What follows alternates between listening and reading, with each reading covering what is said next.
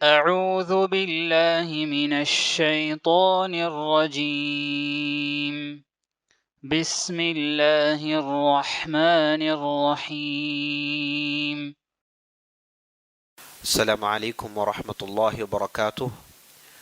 بسم الله والحمد لله والصلاة والسلام على رسول الله وعلى آله وصحبه ومن والاه، وبعد، فقال الله تبارك وتعالى: وتلك حجتنا آتيناها إبراهيم على قومه نرفع درجات من نشاء إن ربك عزيز حكيم. ووهبنا له إسحاق ويعقوب كلا هدينا ونوحا هدينا من قبل ومن ذريته داود وسليمان وأيوب ويوسف وموسى وهارون وكذلك نجزي المحسنين وزكريا ويحيى وعيسى وإلياس كل من الصالحين وإسماعيل واليسع ويونس ولوطا وكلا فضلنا على العالمين. صدق اللہ رسولہ صلی اللہ علیہ وسلم. عزیز دوستو، پیارے ساتھیوں، ماؤں بہنوں اور خواتین اسلام، اللہ رب العزت کی بارگاہ میں دعا ہے کہ اللہ سبحانہ وتعالی ہمیں صحیح علم سے نوازے، صحیح منہج کا فہم ہمیں عطا کرے، اور تا حیات تک اللہ اور اللہ کے رسول کی اطاعت اور ان کی مرضی کے مطابق زندگی بسر کرنے کی توفیق بخشے. آمین یا رب العالمین. ہم نے اللہ کے فضل و احسان سے کل کی مجلس میں الایمان بالکتب کی موضوع کو اختتام پذیر کر دیا. ہم نے کل کی مجلس میں قرآن کی تاریخ پر ہم نے اختصار کے ساتھ اہم نکات بیان کرتے ہوئے اس بات کو ہم نے ختم کیا. ہم نے دیکھا کہ قرآن، اس کا نزول اور اس کے ساتھ ساتھ اسے کیسے اس کی حفاظت ہوئی، اور پھر وہ کتاب کی شکل میں کیسے آیا، اور پھر جب پرنٹنگ کا زمانہ آیا تو قرآن نے کیا کیا موڑ اختیار کیے. یہ پوری تفصیل ہم نے کل کی مجلس میں دیکھ لی. تو آج عزیز دوستو جس موضوع پر ہم گفتگو کرنے والے ہیں وہ ہے الایمان بالرسل. الایمان بالرسل، جو کہ ایمان کا چوتھا رکن ہے. آغازی میں ہم کو یہ جان لینا چاہیے کہ رسول اور نبی میں فرق کیا ہے. رسول اور نبی میں فرق کیا ہے؟ رسول یہ وزن ہے فعول، اور یہ وزن فعول ہے، اس کے معنی اسم الفاعل، اسم المفعول کے ہیں. اس کے معنی ہیں اسم المفعول. رسول بمعنی مرسل، جسے بھیج دیا گیا ہو، جسے بھیجا گیا ہو، جسے پیغام دے کر بھیجا گیا ہو، یہ معنی ہے رسول کا. فعول یہ صیغہ مبالغہ کے لیے آتا ہے، اور یہ صیغہ کبھی اسم الفاعل کا معنی دیتا ہے اور کبھی اسم المفعول کا معنی دیتا ہے.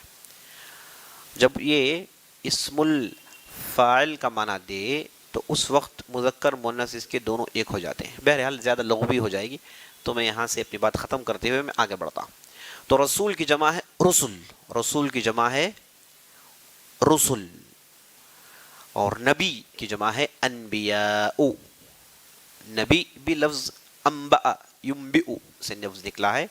نبی کا وزن فعیل ہے، یہ بھی صیغہ مبالغہ کا ہے. تو یہ جو انباء ینبئ بمعنی اخبر یخبر، خبر پہنچانا، خبر دینا، تو نبی وہ ہے جس کے پاس خبر دے کر بھیجی گئی ہے. تو رسول اور نبی لغوی اعتبار سے ان کے معنی متشابہ ہیں، ایک دوسرے جیسے نظر آتے ہیں، لیکن اصطلاح میں اس میں فرق ہے یا نہیں ہے؟ فرق ہے یا نہیں؟ بعض لوگوں نے کہا کہ کوئی فرق نہیں. کبھی نبی رسول کے معنی میں استعمال ہوتا ہے اور کبھی رسول نبی کے معنی میں استعمال ہوتا ہے، تو دونوں میں کوئی فرق نہیں. یہ سمجھیے کہ زبان کی ایک اجازت ہے جسے قرآن نے استعمال کیا. لیکن قرآن میں ہم ایک جگہ پڑھتے ہیں، اللہ نے کہا کہ وَمَا أَرْسَلْنَا مِن قَبْلِكَ لَا مِن رَسُولٍ وَلَا مِن نَبِيٍّ، ہم نے تم سے پہلے نہ کوئی رسول بھیجا نہ کوئی نبی بھیجا. تو قرآن نے ایک جگہ اس کی تفریق کی ہے. قرآن نے ایک جگہ اس کے اندر دونوں کو الگ کر کے بیان کیا ہے کہ ہم نے اس سے پہلے نہ رسول بھیجا نہ نبی بھیجا. تو معنی یہ ہے کہ دونوں میں فرق ہے. تو ہم کو جب مطالعہ کرتے ہیں تو یہ بھی بات معلوم ہوتی ہے کہ اس کے اندر فرق ہے، ضرور فرق ہے. لیکن فرق کیا ہے؟ دونوں میں فرق ہے تو کیا ہے؟ اچھا، ان کی تعداد کتنی تھی؟ جیسے کہ ہم جانتے ہیں کہ رسولوں کی تعداد 314، 317، 319 کی مختلف روایتیں آئی ہیں، مختلف روایتیں آئی ہیں. تو اس میں ہے نا، آپ سمجھیے کہ 13، 14، 313، 17 اس کے آس پاس کوئی ایک نمبر تھا جو اس سے زیادہ نہیں تھا. تو یہ تھے رسول جنہیں اللہ سبحانہ و تعالیٰ نے مبعوث کیا تھا. اور انبیاء کی تعداد کے تعلق سے کہا جاتا ہے کہ 1,24,000 ان کی تعداد تھی. بعض روایتوں میں 1,25,000 کا بھی ذکر آیا ہے. تو تعداد انبیاء علیہ السلام کی بہت بڑی تعداد ہے، اور رسولوں کی تعداد ان کے مقابلے میں کم ہے. تو اس سے معلوم ہو گیا کہ دونوں میں فرق ہے نا. جو کم ہیں اور کم حالتوں میں بھیجے جاتے ہیں، ایمرجنسی حالتوں میں بھیجے جاتے ہیں، وہ ہمیشہ کم ہی ہوتے ہیں، اور عام جن کا آنا جانا ہوتا ہے وہ بڑی تعداد میں ہوتے ہیں. تو یہ دونوں کی تعداد کے تعلق سے ہے. اب چلیے کہ فرق کیا ہے اسے جان لیتے ہیں. جب ہم کو معلوم ہو گیا کہ فرق ہے تو کیا فرق ہے؟ جب ہم اہل علم کے کلام کا مطالعہ کرتے ہیں تو یہ بات معلوم ہوتی ہے کہ کوئی ایک ایسا فرق نہیں ہم جسے بتا کر کہتے ہیں کہ کہہ سکیں کہ یہی ایک فرق ہے. خط امتیاز کھینچ کر ہم یہ نہیں کہہ سکتے کہ یہی فرق ہے. البتہ بعض فرق بتا سکتے ہیں کہ یہ فرق میں سے ہو سکتا ہے. تو اس اعتبار سے آپ ایک 2-3 فرق لکھ لیجئے. پہلا فرق یہ ہے کہ ہمیشہ رسول ایک اپنی نئی شریعت لے کر حاضر ہوتا ہے، ایک نئی شریعت لے کر آتا ہے، اس کے لیے ایک نئی شریعت ہوتی ہے. اس اعتبار سے اس کے بعد جتنے بھی انبیاء آئیں گے وہ اس کے تابع ہوں گے. رسول کے لیے ایک مستقل شریعت، ایک مستقل احکامات، ایک مستقل ڈوز اینڈ ڈونٹس لا انہیں دے کر بھیجا جاتا ہے. انبیاء علیہ السلام کے ساتھ یہ ضروری نہیں. یہ عام طور پر اس حالت میں بھیجے جاتے ہیں جب پہلے سے کوئی رسول آ کر گیا ہو اور اس کی شریعت باقی ہو، اور یہ آتے ہیں اس کا چھوڑا ہوا کام اسے یہ مکمل کرتے ہیں. یہ انبیاء علیہ السلام کے پاس یہ عام طور پر دیکھا گیا. فرق نمبر دو یہ ہے کہ عام طور پر رسول کی بعثت اس وقت ہوتی ہے جب مخالفین کی تعداد بہت زیادہ ہو. یعنی مخالفین کے درمیان، جو لوگ اگینسٹ کرتے ہیں، اینیمی ہیں، ان کے درمیان انہیں بھیجا جاتا ہے. اسی لیے یہ جب بھی آتے ہیں بڑا ہی ہنگامی ماحول ہوتا ہے، یہ انقلاب برپا کرتے ہیں، ایک ریولیوشن لے کر آتے ہیں. انبیاء علیہ السلام ایسے نہیں ہوتے. کبھی کبھار وہ ایک مسلمان قوم کی طرف بھیجے جاتے ہیں، قوم پہلے سے مسلمان ہیں، اور یہ جاتے ہیں، جا کر انہیں تعلیم و تربیت کا کام کرتے ہیں. اور کئی ایسے نبی آئے، وہ آئے، انہوں نے تعلیم کا کام کیا اور چلے گئے. کوئی انقلابی کام انہوں نے نہیں کیا، بلکہ وہ اس سے پہلے جو بھی رسول تھے ان کی وہ تابع کیا کرتے تھے. تو یہ دوسرا فرق ہے. اچھا، تیسرا فرق اگر آپ دیکھنا چاہیں تو یہ ہم کہہ سکتے ہیں کہ یہ جو رسول ہوتے ہیں یہ اپنے لیے ایک مستقل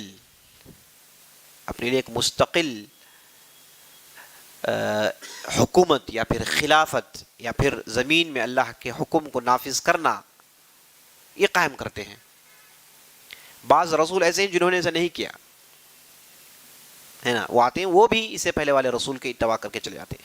بعض آتے ہیں جو اپنے لیے مستقل ایک دنیا برپا کرتے ہیں اپنے لیے، جو انبیاء نہیں کرتے عام طور پر. ٹھیک ہے، یہ بعض فرق ہیں جنہیں ہم سمجھ لینا چاہیے. اس اعتبار سے ہم کبھی کبھار ایسی شخصیت کو بھی پڑھ سکتے ہیں قرآن میں جن کے تعلق سے ہم کہیں کہ یہ نبی ہیں یا پھر وہ رسول ہیں، لیکن ہمارے پاس اس کے لیے دلائل نہ ہوں. جیسے اسماعیل علیہ السلام کے تعلق سے آیا کہ وَذْكُرْ فِي الْكِتَابِ اسماعیل إِنَّهُ كَانَ صِدِّيقًا نبیًّا. ایک دوسری جگہ رسول کا بھی ذکر آیا ہے. تو اسماعیل کے لیے نبی کا بھی ذکر آیا ہے، رسول کا بھی ذکر آیا ہے. تو تھے کون یہ ہے نا؟ تو اس اعتبار سے ہم یہاں پر یقینی طور پر نہیں کہہ سکتے کہ اسماعیل صرف نبی ہی رہے ہوں گے، وہ رسول نہیں رہے ہوں گے. ہم یقینی طور پر نہیں کہہ سکتے. بہرحال تو ہم اتنا جانتے ہیں کہ فرق ہے، لیکن ایک نبی یا پھر رسول کو لے کر یا پھر پورے نبی اور رسولوں کو لے کر ہم فرق کا ایک لسٹ تیار کریں، ایسا نہیں ہو سکتا. البتہ بعض شخصیتیں اس میں ذرا بھی شک نہیں کہ یہ رسول ہیں. تو اسے آپ اچھی طریقے سے سمجھ لیجئے. اب دوسری بات جو آپ کو جاننا ہے وہ یہ ہے کہ ہر نبی رسول نہیں ہوتا، لیکن ہر رسول نبی ہوتا ہے، ہر رسول نبی ہوتا ہے، اس میں ذرا برابر شک نہیں. یعنی کسی کو ہم نے کہا کہ وہ رسول تھے تو بائی ڈیفالٹ وہ نبی ہیں، لیکن کسی کو ہم نے کہا کہ یہ نبی ہیں، ضروری نہیں کہ وہ رسول ہو. جیسے آپ کسی کو بتا کر کہتے ہیں کہ بھائی یہ 10th پاس ہیں، مانا یہ کہ انہوں نے 7ویں 8ویں 9ویں انہوں نے پڑھی ہوگی، یہی مانا ہے نا. یعنی جو آدمی 10th پاس ہے اسے دکھا کر آپ گنتے نہیں یہ 6ٹی پاس ہے 7ویں 8ویں پاس، گنتے نہیں، یہ ہوتا نہیں ہے. جب ہم نے کہا کہ وہ 10th پاس ہے تو مانا یہ ہے کہ اس نے اسے پہلے کے جو مراحل اسے انہوں نے طے کیا ہوگا، تو الگ بتانے کی ضرورت نہیں. لیکن اگر کسی نے کسی کے تعلق سے آپ نے کہہ دیا کہ بھائی 8th ہیں تو یقینی طور پر وہ 10th نہیں ہے، تو یہ ہم اسے اچھی طریقے سے سمجھ لیں. تو اس اعتبار سے ایک رول آپ لکھ لیں کہ ہر رسول نبی ہے، لیکن ہر نبی رسول ہونا ضروری نہیں، ہر نبی رسول ہونا ضروری نہیں، لیکن ہر رسول نبی ہے، ذرا برابر بھی اس میں شک نہیں. اچھا، تو پھر رسول، کیا یہ رسول سب ایک ہی مرتبے کے ہیں؟ نہیں، رسولوں میں بھی اولو العزم من الرسل، فاصبر کما صبر اولو العزم من الرسل، اللہ کہتا ہے اے نبی صلی اللہ علیہ وسلم آپ صبر کیجئے جیسے ہم نے اولو العزم الرسول کو آزمایا تھا، انہوں نے بھی صبر کیا تھا. تو اولو العزم یہ کون رسول ہیں؟ یہ رسولوں میں سے یہ 5 ہیں جنہیں اولو العزم من الرسل کہا جاتا ہے. یعنی اولو العزم مطلب زبردست عزم والے، پہاڑ کے مانند ان کی استقامت ہوتی ہے، مخالفتوں کو پہاڑ بن کر جھیلتے ہیں، سیلاب آندھیاں آتی ہیں لیکن یہ ٹھس مس نہیں ہوتے، اپنے مقاصد میں کامیاب ہو کر ہی رہتے ہیں. تو یہ ہیں 5 رسول. اس میں سر فہرست ہے نوح علیہ السلام، نمبر 2 درجے میں ہیں موسیٰ علیہ السلام، نمبر 3 درجے میں ہیں نمبر 2 درجے میں ہے ابراہیم علیہ السلام، نمبر 2 درجے میں ہے ابراہیم علیہ السلام، نمبر 3 میں ہے موسیٰ، اور نمبر 4 میں ہے عیسیٰ، اور نمبر 5 ہے محمد رسول اللہ صلی اللہ علیہ وسلم. یہ ترتیب تاریخی ہے، مرتبہ کے اعتبار سے نہیں، تاریخ کے اعتبار سے یہ ترتیب ہے. پہلے نوح، دوسرے ابراہیم، تیسرے موسیٰ، چوتھے عیسیٰ، اور 5ویں محمد رسول اللہ صلی اللہ علیہ وسلم. تو یہ 5 ہیں جنہیں اولو العزم من رسول کا مرتبہ ملا. تمام رسولوں میں ان کا الگ معیار ہے، ان کا الگ مرتبہ ہے. ٹھیک ہے، تو یہ ہیں اولو العزم من الرسل. اب بات آگے بڑھائیے، یہ بھی جان لیجئے کہ جب نوح علیہ السلام پہلے رسول تھے تو آدم کیا تھے؟ آدم علیہ السلام کے تعلق سے آتا ہے کہ کان نبیا مکلما، معتبر روایتوں میں اس کا ذکر آیا ہے کہ وہ نبی تھے اور ان سے گفتگو ہوتی تھی اللہ کی. یہ معنی ہے اس کا مکلمہ کا، اللہ کی گفتگو ان سے ہوتی تھی. ٹھیک ہے، تو اس اعتبار سے آدم علیہ السلام پہلے نبی ہیں اور نوح علیہ السلام پہلے رسول ہیں. اچھا، آدم علیہ السلام کیوں نبی تھے، کیوں رسول نہیں تھے؟ کیونکہ وہ اس وقت نازل ہوئے نہ زمین میں کوئی تھا مخالفت کے لیے، یا پھر ان کے لیے کوئی شریعت کی ضرورت تھی، کوئی نہیں تھا. وہ تنہا اپنی زوجہ کو لے کر آسمان سے نیچے اترے، تو یہاں پر کچھ تھا ہی نہیں، تو انہوں نے اپنی زندگی بنائی. لیکن وہ کیا تھے؟ نبی تھے، اللہ کی طرف سے احکامات ملتے تھے، جبرائیل سے ملاقات ہوتی تھی، وحی کا سلسلہ جاری تھا، تو اس اعتبار سے وہ نبی تھے. تو پہلے رسول نوح علیہ السلام ہے اور پہلے نبی آدم علیہ السلام ہے. تو آدم علیہ السلام سے یہ سلسلہ شروع ہوا، تو مانا یہ کہ پہلا انسان کیا تھا؟ نبی تھا. پہلا انسان نبی تھا. اور انبیاء علیہ السلام کے تعلق سے ہمارا ایمان کیسے ہونا چاہیے وہ بھی بعض پوائنٹس لکھ لیجئے. انبیاء علیہ السلام کے تعلق سے ہمارا عقیدہ کیا ہے؟ پہلا یہ کہ وہ بشر تھے. وہ کیا تھے؟ انسان تھے. وہ نہ فرشتہ تھے نہ پھر کوئی مخلوق تھے، بلکہ وہ تھے انسان. اللہ نے انہیں انسان بنایا، اور آپ جانتے ہیں کہ انسان کو اللہ نے مٹی سے بنایا. آدم کو اللہ سبحانہ وتعالیٰ نے مٹی سے بنایا. آدم کو بنانے کے بعد اللہ نے اپنی روح پھونکی، فنفخت فیہ من روحی. اللہ نے آدم کو مٹی سے بنایا، ڈھانچہ تیار ہوا تو اس کے بعد اللہ نے روح پھونکی تو آدم زندہ ہو گئے، انسان بن گئے. اور آدمی سے اللہ نے ہوا کو نکالا، ان کی ریڑھ کی ہڈیوں سے اللہ نے ہوا کو نکالا، تو آدم ہی سے ہوا نکلی ہے، آدم ہی سے ہوا نکلی ہے. تو آدم پہلے آدمی تھے جنہیں اللہ نے بنایا. ٹھیک ہے. اور ہم سب جانتے ہیں کہ آدم کو اللہ نے کہاں بنایا؟ جنت میں بنایا. تو ایک واقعہ ہے کہ بعض لوگ بیٹھے ہوئے تھے، ہر آدمی اپنے اپنے قبیلے سے تھا، اس کا تعلق کوئی عربی تھا تو کوئی فلان تھا، تو سب اپنے نسل کو لے کر جھگڑ رہے تھے.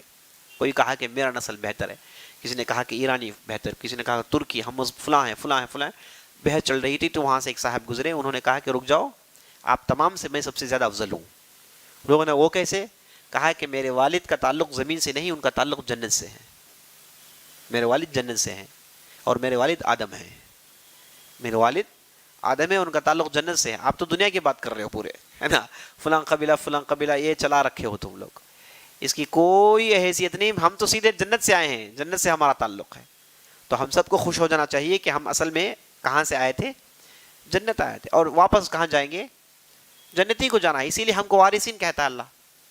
جس جگہ سے آئے ہیں اسی جگہ واپس جانا ہے ہم کو، اسی کے لیے پورا پروگرام ہے نا. کیسے ایک آدمی تھا، وہ جنگل میں گیا، گم ہو گیا، اور اس کا کام کیا ہے؟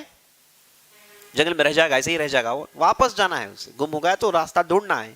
تو ہم وہ ہیں جو دوبارہ ہم کو اسی ٹریک میں جانا ہے، یہی کام ہے ہمارا. تو اس اعتبار سے آدم علیہ السلام جنت کے، اللہ نے انہیں جنت میں بنایا. اور آپ جانتے ہیں کہ آدم علیہ السلام کے ڈھانچے کو اللہ نے اپنے ہاتھوں سے، لما خلقت بیدی، قرآن میں آیا ہے، ما منعک ان تسجد لما خلقت بیدی. اے ابلیس، تجھے کس نے روک لیا جسے میں نے اپنے ہاتھوں سے بنایا؟ تو یہاں پر خوبی ہے آدم علیہ السلام کی کہ اللہ نے انہیں اپنے ہاتھوں سے بنایا. سبحان اللہ. تو آدم علیہ السلام جنت میں پیدا کر دیے گئے، اور اس کے بعد وہ انسان بن گئے. اور اس کے بعد اللہ نے ان کے لیے ایک زوجہ کا بھی انتظام کر دیا. فَاسْكُنْ أَنْتَ وَزَوْجُكَ الْجَنَّةَ، جنت میں رہو تم دونوں.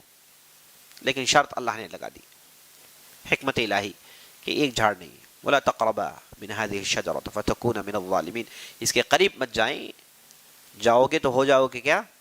گمراہ ہو جاؤ گے، ظلم کرنے والوں میں سے ہو جاؤ گے. فَوَسْوَسَ لَهُمُ الشَّيْطَانُ، اور شیطان نے آیا اور اس نے اپنا کام دکھایا. یہ شیطان کون ہے؟ ہاں، یہ شیطان کون ہے؟ یہ شیطان ہے، اسے ہم شیطان کہتے ہیں. شیطان کا معنی تکبر کرنے والا، اچھلنے والا، زیادہ غرور دکھانے والا. انسانوں میں بھی شیطان ہے، انسانوں میں بھی جن کے پاس یہ اوصاف ہیں ان کو بھی ہم شیطان کہہ سکتے ہیں. لیکن ابلیس تھا جنوں میں سے، کان من الجن، اللہ جزا کہتا ففسق عن امر ربہ، یہ جن میں سے تھا ابلیس. تو یہ جو جن تھے، جسے آپ جانتے ہیں اللہ نے انہیں آگ سے بنایا، اللہ نے انہیں آگ سے بنایا. تو جب یہ جنت میں تھے، اللہ نے انہیں آگ سے بنایا، تو یہ صاحب جنت کے لیے انہیں ایکسس تھا، نہیں مانا ہے. صاحب جنت کو آتے جاتے تھے، تب جا کے تو وسوسہ ڈالے نا. جنت میں آنا جانا ان کے لیے ممکن تھا، یعنی مانا یہ کہ اس وقت یہ صاحب جنت کے لیے ایلیجیبل تھے، آنے جانے کی ان کی اجازت تھی. تو مانا یہ کہ جنت میں جب یہ جا رہے ہیں، آ رہے ہیں، تو مانا یہ کہ یہ اللہ کے قریب رہے ہوں گے. اور ایسے ہی ہے، عبادت میں ان کا کوئی مقابلہ کرنے والا نہیں تھا. لیکن جب اللہ نے آدم کو بنایا تو وہاں سے مکھر گئے. ہوا یہ، کہا کہ اسجد لآدم، آدم کے لیے سجدہ کرو. فسجد الملائکۃ کلہم اجمعون، سب نے سجدہ کیا، الا ابلیس، سوائے ابلیس کے. ابا واستکبر، اس نے تکبری کی، اور اس نے اس کے بعد جو ہے اپنے آپ کو بڑا سمجھا. کہا خلقتہ من نار وخلقتنی من نار وخلقتہ من طین، مجھے تو نے آگ سے بنایا، وہ اسے مٹی سے بنایا ہے، یہ میرے بات کا چھوکرا ہے، اور تم کہتے ہو کہ میں اس کے سامنے سجدہ کروں. اس نے اللہ کی نافرمانی کی. تو اللہ نے کہا اخرج منہا فانک رجیم، اب یہاں سے نکل جاؤ، تم پر اللہ کی لعنت ہے. اور جب نکلا تو کیسے نکلا؟ کمپلیٹ پورے پیکیج کے ساتھ نکلا ہو، ہے نا، کمپلیٹ پیکیج لے کر آیا. قیامت تک کا پیکیج کیا ہے؟ انظرنی الی یوم یبعثون، انظرنی، قیامت تک کے لیے اجازت دے دے، جس کے لیے تو نے مجھے نکالا ہے نا، اسے گمراہ کر کر ہوں گا، یہ وعدہ ہے میرا. تو اللہ نے کہا کہ ٹھیک ہے، کر لو. الا عبادک منہم مخلصین، سوائے مخلص بندے کے تم کچھ بھی نہیں کر سکتے. لیس لک علیہم سلطان، تم اسے کچھ بھی نہیں کر سکتے. چلو، اس نے اللہ کو چیلنج دی، اور اس کے بعد وہ اپنے کام میں اتر گیا. اور پہلے دن سے اتر گیا. 24/7 کام کرتا ہے, اوور دا ایئرس کام کرتا ہے نا. سمجھدار, ہوشیار, پاورفل. ہم انسان کچھ بھی مقابلہ نہیں کر سکتے. اگر اللہ نے نہیں چاہا تو ہم اس کے سامنے کچھ بھی نہیں. اس کی طاقت اللہ کا رحم و کرم ہے تو بچ کر بیٹھے ہیں, یاد رکھ لیجیے آپ. ورنہ اس کی سازشیں اور یہ اس کا زیرک پن, اس کی تیزی, اس کی قوت کا کوئی مقابلہ نہیں. اللہ نے چاہا, اللہ کی حفاظت ہے تو ہم اور آپ ہیں, اور انشاءاللہ اللہ کی حفاظت رہے گی. اور اللہ نے کہا کہ میں حفاظت اللہ کی ذمہ داری ہے, لیکن ہم کو کرنا کیا ہے؟ ان الشیطان لکم عدو فاتخذوه عدوا. شیطان تمہارے لیے دشمن ہے اور تم اسے دشمن ہی سمجھو. زندگی بھر اسے دشمن سمجھ کر زندگی گزارو, وہ کبھی بھی تمہیں سے جرح نہیں دکھائے گا. تو ایک زبردست معرکہ شروع ہو گیا آدم کی پیدائش سے. اب اس کے بعد اس نے سب سے پہلے انسان کو وسوسہ ڈال دیا. فوسوس لهم الشیطان, شیطان نے وسوسہ ڈالا. یعنی پہلا حربہ اس کا کیا ہے؟ وہی اس کا آخری حربہ ہے, وہ ہے وسوسہ ڈالنا. وسوسہ ڈالے گا, یعنی وسوسہ کا مطلب کیا؟ آپ کے دل میں ایک بات ڈالنے کی طاقت ہے. اسے آپ کے دل میں ایک بات ڈالے گا, اور آپ ہیں کہ اس بات کو نکال کر پھینکیں یا پھر اس بات کے نرغے میں پھنس جائیں. یعنی اس کا حملہ نفسیاتی حملہ ہے, ہائیلی سائیکولوجیکل اٹیک کرتا ہے نا. فزیکل اٹیک نہیں, فزیکل کچھ بھی نہیں کر سکتا. آپ سوئیں گے تو پریشان کرے گا, جب آپ جاگ جائیں تو کچھ بھی نہیں کرے گا. وہ فزیکل آپ کے لیے کچھ بھی نہیں کرے گا, آپ کی سائیکالوجی کو کنٹرول کرے گا. تو ہم کو بھی کیا کرنا ہے؟ اپنی سائیکالوجی کو باقی رکھنا ہے. تو شیطان اس کے بعد آدم کے پاس گیا, جا کہا کہ کلو منہا, اسے کھا لو. اگر کھا لو گے تو ہوگا کیا؟ ہوگا کیا؟ تم ہمیشہ کے لیے رہ جاؤ گے اور تمہاری بادشاہت ہوگی. انسان آج بھی یہی چاہتا ہے, ہمیشہ کی چاہتا ہے. بوڑھا آدمی بھی آپ کہیے, کہے گا کہ میں جینا چاہتا ہوں. 100 سال ہو گئے بھائی آپ کے, آپ رخت سفر تیار کیجئے, کہے گا کہ نہیں, کون سا ڈاکٹر ہے جو مجھے اچھی دوا دے سکتا ہے, کیسے میں پھر جو ہے مضبوط ہو سکتا ہوں. لیت وهل تنفع لیت شیئا لیت الشباب یعود فاشتریت, جیسے شاعر کہتا ہے نا. بڑھاپا ہو گیا تو آدمی نوجوانی لینا چاہتا ہے, پیسوں سے بھی خرید لے گا. یہ معاملہ ہوتا ہے. تو انسان کبھی دنیا چھوڑنا چاہتا نہیں, ہمیشہ رہنا چاہتا ہے. تو شیطان نے کہا کہ تم ہمیشہ رہو گے, اور اس کے بعد ہوگا کیا؟ تمہاری حکومت ہوگی. کب؟ یہ پھل کھا لو. تو آدم بھولے بھالے آدمی, ابھی مٹی کے ڈھانچے سے تیار ہوئے تھے, ابھی جنت میں گھوم رہے ہیں صاحب, ہر چیز ہے ان کے لیے, لیکن بار بار یہ جو جھاڑ ہے, یہ جو درخت ڈسٹرب کر رہا ہے انہیں. جب بھی وہاں پہنچتے تو وہاں سے وسوسہ شروع ہو جاتا ہے. اب انسان کی کمزوری ہے کہ وہ اٹریکشن کے پاس پھسل جاتا ہے. اسی لیے اللہ نے کہا لا تقربا من هذه الشجرة, یعنی لا تأکل من هذه الشجرة نہیں, کہا لا تقربا, اس کے قریب بھی نہ جائیں. مانا ہے کہ قریب گئے, وہ نرغے میں گر گئے, اور اس کے بعد انہوں نے کھا لیا اس سے. اور جیسے ہی کھا ہوا کیا ہوا؟ ننگے ہو گئے. فطفق يخصفان عليهما من ورق الجنة, اور اس کے بعد انہوں نے جنت کے پتوں کو توڑ کر اپنی شرمگاہ کو چھپانا انہوں نے شروع کیا. یعنی شیطان کی تباہ ہوگی تو پہلا کام ہوگا کیا؟ ننگے ہو جائیں گے. بے حیائی اس کا پہلا حربہ ہے, بے حیائی پہلائے گا.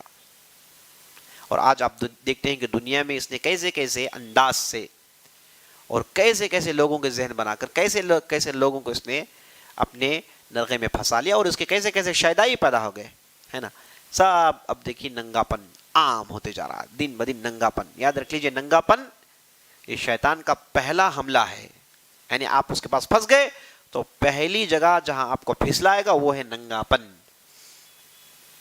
بے حیائی, عیاشی, فحاشی. سمجھیے کہ یہی ہے جس میں آپ کو گرائے گا. اب اسے تجربہ ہو گیا کہ انسان کیا ہے, وسوسے میں گر جاتا ہے, اور جب اسے لالچ دیں تو وہ پھنس جاتا ہے. یعنی اس نے آدم کو دیکھا ہوگا جنت میں, ایسے ہی نہیں, اس نے باقاعدہ اس میں PhD کی ہوگی. یہ جا رہا ہے, گھوم رہا ہے, کھا رہا ہے, پورا اس نے نوٹ کیا. تو اور اس کے بعد پتہ چل گیا کہ بھائی ہاں یہ جگہ اس کی کمزوری ہے. تو کمزوری کو اس نے استعمال کیا اور وہ اس کے حربے میں پھنس گئے. تو قرآن کہتا ہے کہ ننگے ہو گئے اور پتوں کو توڑ کر انہوں نے اپنی شرمگاہ کو چھپانا شروع کی. یہ انسان کی صفت ہے, غلطی کر دیتا ہے اور پھر اس کے بعد رجوع کرتا ہے اور غلطی کو کمپنسیٹ کرنے کی کوشش کرتا ہے. اسی لیے نبی صلی اللہ علیہ وسلم حدیث میں کہا کل بنی آدم خطاء وخیر الخطائین تائبون, بنی آدم سب غلطی کرنے والے سوائے اس کے جو غلطی کرنے کے بعد توبہ کر لیں. ہیں یہ انسان ہے, غلطی کرنے کے بعد توبہ کرے وہ انسان, غلطی کرنے کے بعد اڑ جائے وہ ہے شیطان. تو بہرحال دوستو اس طریقے سے آدم زمین میں آ گئے, اللہ کی نافرمانی ہوئی تو کہا کہ چلو اب جاؤ, تمہاری نسل زمین میں آباد ہوگی, اب یہاں سے نکل جاؤ. اب آدم علیہ السلام آ گئے, ساتھ ان کے ساتھ ان کی زوجہ حوا. اور آدم علیہ السلام کیسے تھے؟ نبی صلی اللہ علیہ وسلم کہتے ہیں کہ نبی صلی اللہ علیہ وسلم کی ملاقات ہوئی آدم علیہ السلام سے, اور اونچے تھوڑے گئے 60 گز ان کا ہائٹ تھا. یعنی حساب لگائیں گے لگ بھگ سمجھے کہ 6-7 فلور کے تو تھے ہوں گے آج کے حساب سے, آج کی لینگویج ہے نا, 6 to 7 فلورز کی تو ان کی ہائٹ رہی ہوگی.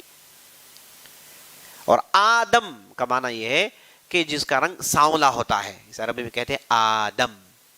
افعل کا وزن, افعل للالوان والعیوب. تو آدم من الادمہ, ادمہ کہتے ہیں سانولے رنگ کو, ادمہ کہتے ہیں سانولے رنگ کو. اسی سے ادام ہوتا ہے یعنی سالنا, جس کا رنگ سانولا ہوتا ہے. تو پورا ایک جڑا ہے سمجھے. تو آدم, تو اللہ نے انہیں اس انداز سے بنایا اور بہت اونچے چڑھنگے تھے. جب جتنا آدمی بڑا ہوتا ہے اتنا کیا ہوگا, دماغ بھی بڑا ہوگا, ہے نا. ایسے نہیں ہے جب دماغ بڑا ہو تو بڑے کام کرے گا. ہمارے دماغ چھوٹے ہیں, چھوٹا ہی سوچتے ہیں, ان کا دماغ بڑا تھا. تو زمین میں آئے, 1000 سال زندہ رہے اور زمین کو خوب آباد کیا, زمین کو خوب آباد کیا. ہم سمجھتے ہیں کہ جیسے یہ لوگ کہتے ہیں کہ سٹون ایج کے تھے, پہلا انسان باندر تھا اور اس کے بعد وہ فلاں ہو گیا, ہے نا. ہو سکتا ان کے بڑے باندر, ایپس, اورنگ ٹینگ رہے ہو, ہمیں کوئی اعتراض نہیں. لیکن ہم ہے نا باندروں سے نہیں ہے, ہم ہیں انسانوں سے اللہ نے ہم کو بنایا. یعنی ایسا تصور دیتے ہیں کہ سٹون ایج ہے اور اس کے پہلے برونز ایج ہے, اس کے بعد جو ہے کیو مین تھے, کچھ تھا نہیں. پہلے آیا آدمی ہائیلی کلچرڈ آدمی, نبی آیا ہائیلی کلچرڈ آدمی اور انتہائی ذہین زیرک آدمی. انہوں نے ترقی کر لی, اس سے پہلے والوں کہتے ہیں کہ ان کے پاس ترقی تھی نہیں. یاد رکھ لیجیے ان کا مقابلہ یہ لوگ نہیں کر سکتے, ان کی جو ترقی تھی اس کے قریب بھی نہیں پہنچ سکتے یہ لوگ. تو یہ تھے عزیز دوستوں, 1000 سال تک رہے اور اس کے بعد ان کے خوب بچے ہوئے. کہا جاتا ہے کہ ان کے یہاں 120 جوڑے پیدا ہوئے. جب بھی ان کے یہاں بچے پیدا ہوتے, جوڑے پیدا ہوتے, ایک نر ایک مادہ, اللہ ایسے ہی انہیں بچے دیتا تھا. اب ہوتا یہ تھا کہ جو نر جس مادہ کے ساتھ پیدا ہوا اس کی وہ بہن ہے, اسے وہ شادی نہیں کرے گا. البتہ جب دوسری زچگی میں جو 2 پیدا ہوتے ہیں اس عورت کو یہ لڑکا شادی کر سکتا ہے. ایسے ہو سکتا ہے, ایسے ہی تو نسل بڑی ہے. تو اس انداز سے عزیز دوستو 120 سے زیادہ ان کے یہاں جوڑے پیدا ہوئے اور یہاں سے نسل بڑی تیزی سے پھیل گئی, اور آپ جب بھی ہم پرانی بات کرتے ہیں تو ہمارے ذہن ہے نا سمجھے گویا کہ ہم کلاہاری ڈیزرٹ کو چلے گئے ہیں, ہے نا. بالکل ٹرائبل پیپل کو دیکھ رہے ہیں نا, بش مینز ہمارے سامنے نظر آتے. نہیں, وہ آپ پوری امیجز کو ڈیلیٹ کر دیجئے. آپ کے ذہن میں جو بھی امیجز پیدا ہوتے ہیں, جب پرانی بات کرتے ہیں تو ہمارے ذہن میں امیجز کیسے آتے ہیں, بالکل گویا بش مین ہے نا. اور اس کے بعد وہ کلاہاری ڈیزرٹ, سہارا ڈیزرٹ میں چلے, پانی کی تکلیف, نہیں ایسا تھا نہیں.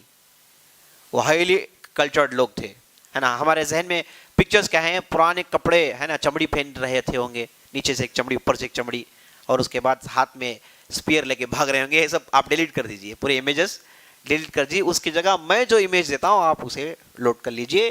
ہائیلی کلچرڈ لوگ, تہذیب والے, گفتگو کرنے کا انداز معلوم, کیسے کھائیں وہ معلوم, کیسے محنت کریں وہ معلوم, ہے نا. یہ آپ لوڈ کر لیجئے.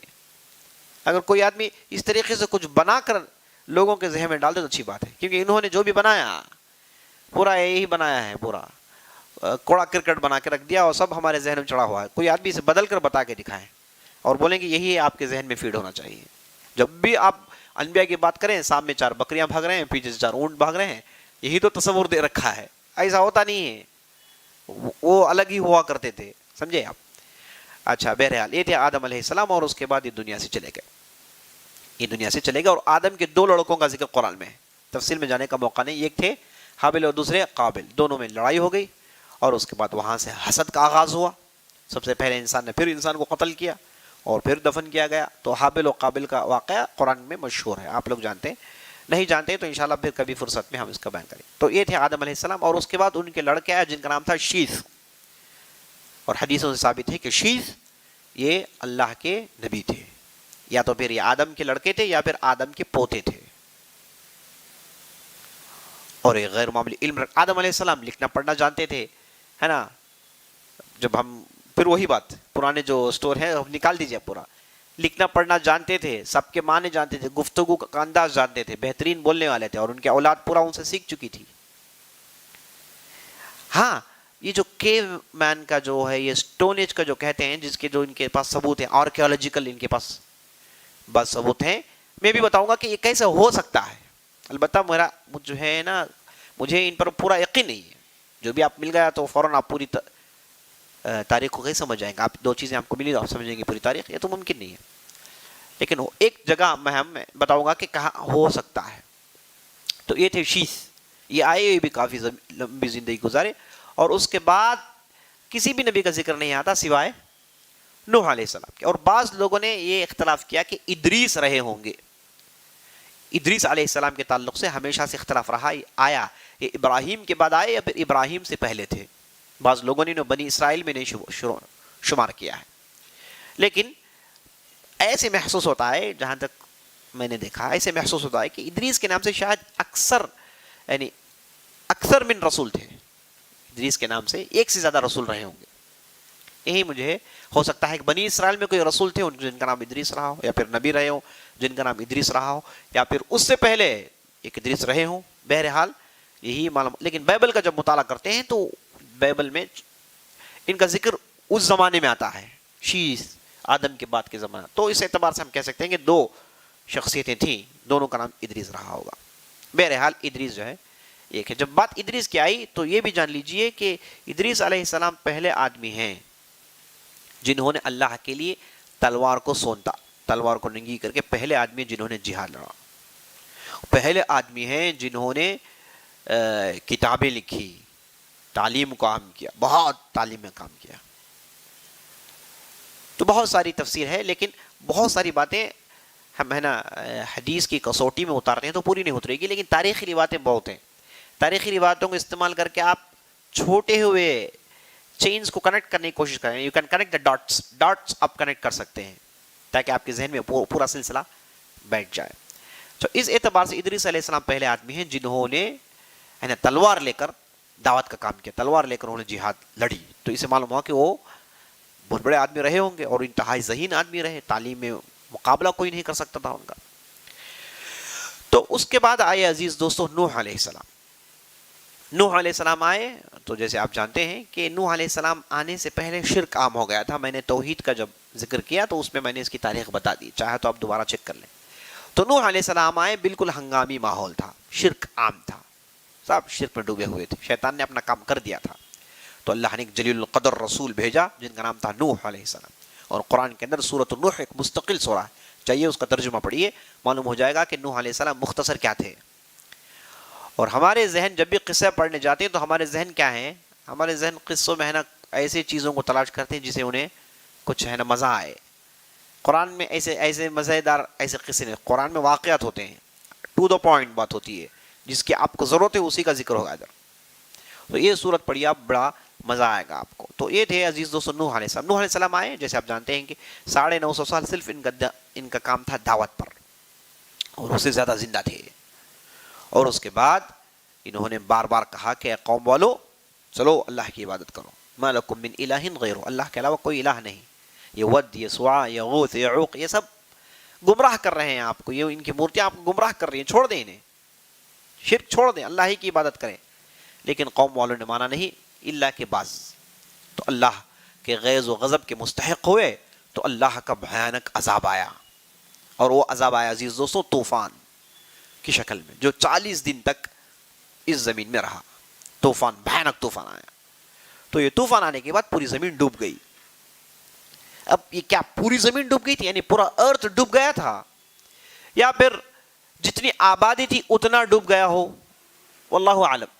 لیکن ہم کو تاریخ کے مطالعے سے معلوم ہوتا ہے کہ پوری دنیا ڈوب گئی تھی، پورے کا پورا پانی کے اندر چلا گیا تھا.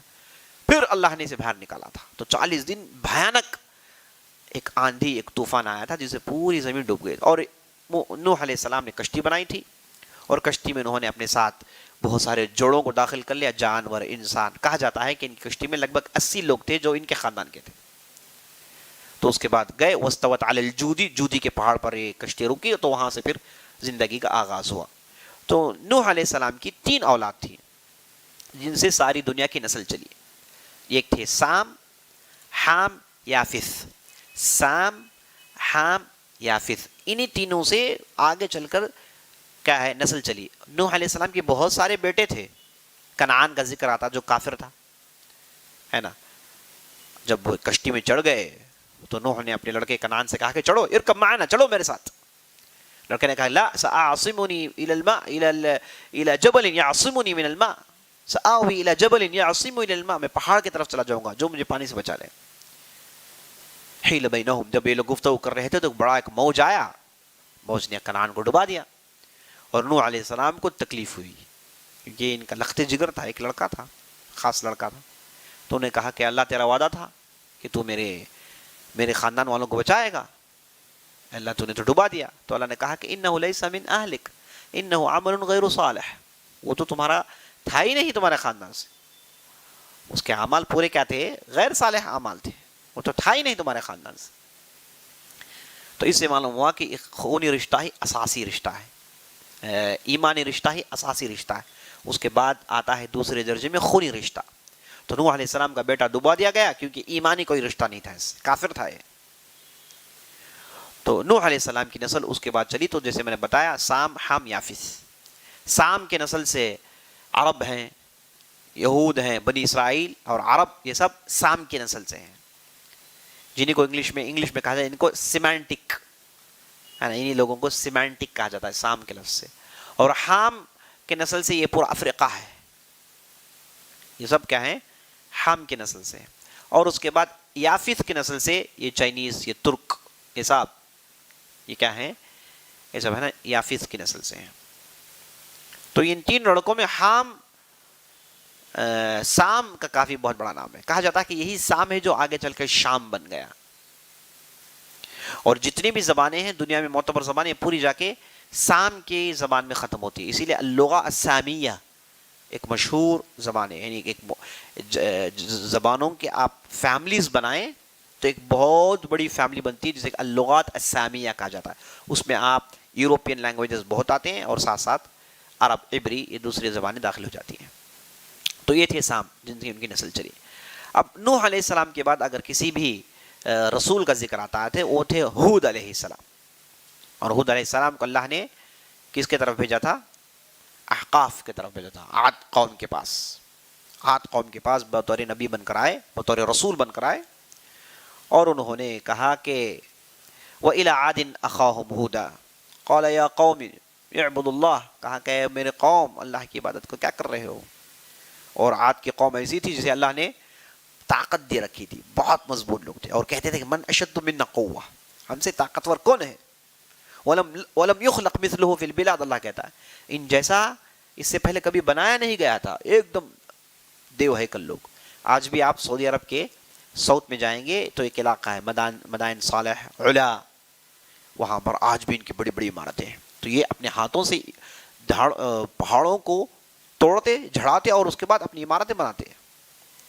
کانوا ینحتون من الجبال بیوتا، اللہ کہتا ہے کہ پہاڑوں کو گرا کر پہاڑوں میں گھر بنایا کرتے تھے، اور بڑے بڑے بہترین پانی کا انتظام تھا، یعنی ان کی بستیاں بہت زبردست ہوا کرتی تھی، کوئی قبیلہ، کوئی قوم ان کا مقابلہ نہیں کر سکتی تھی۔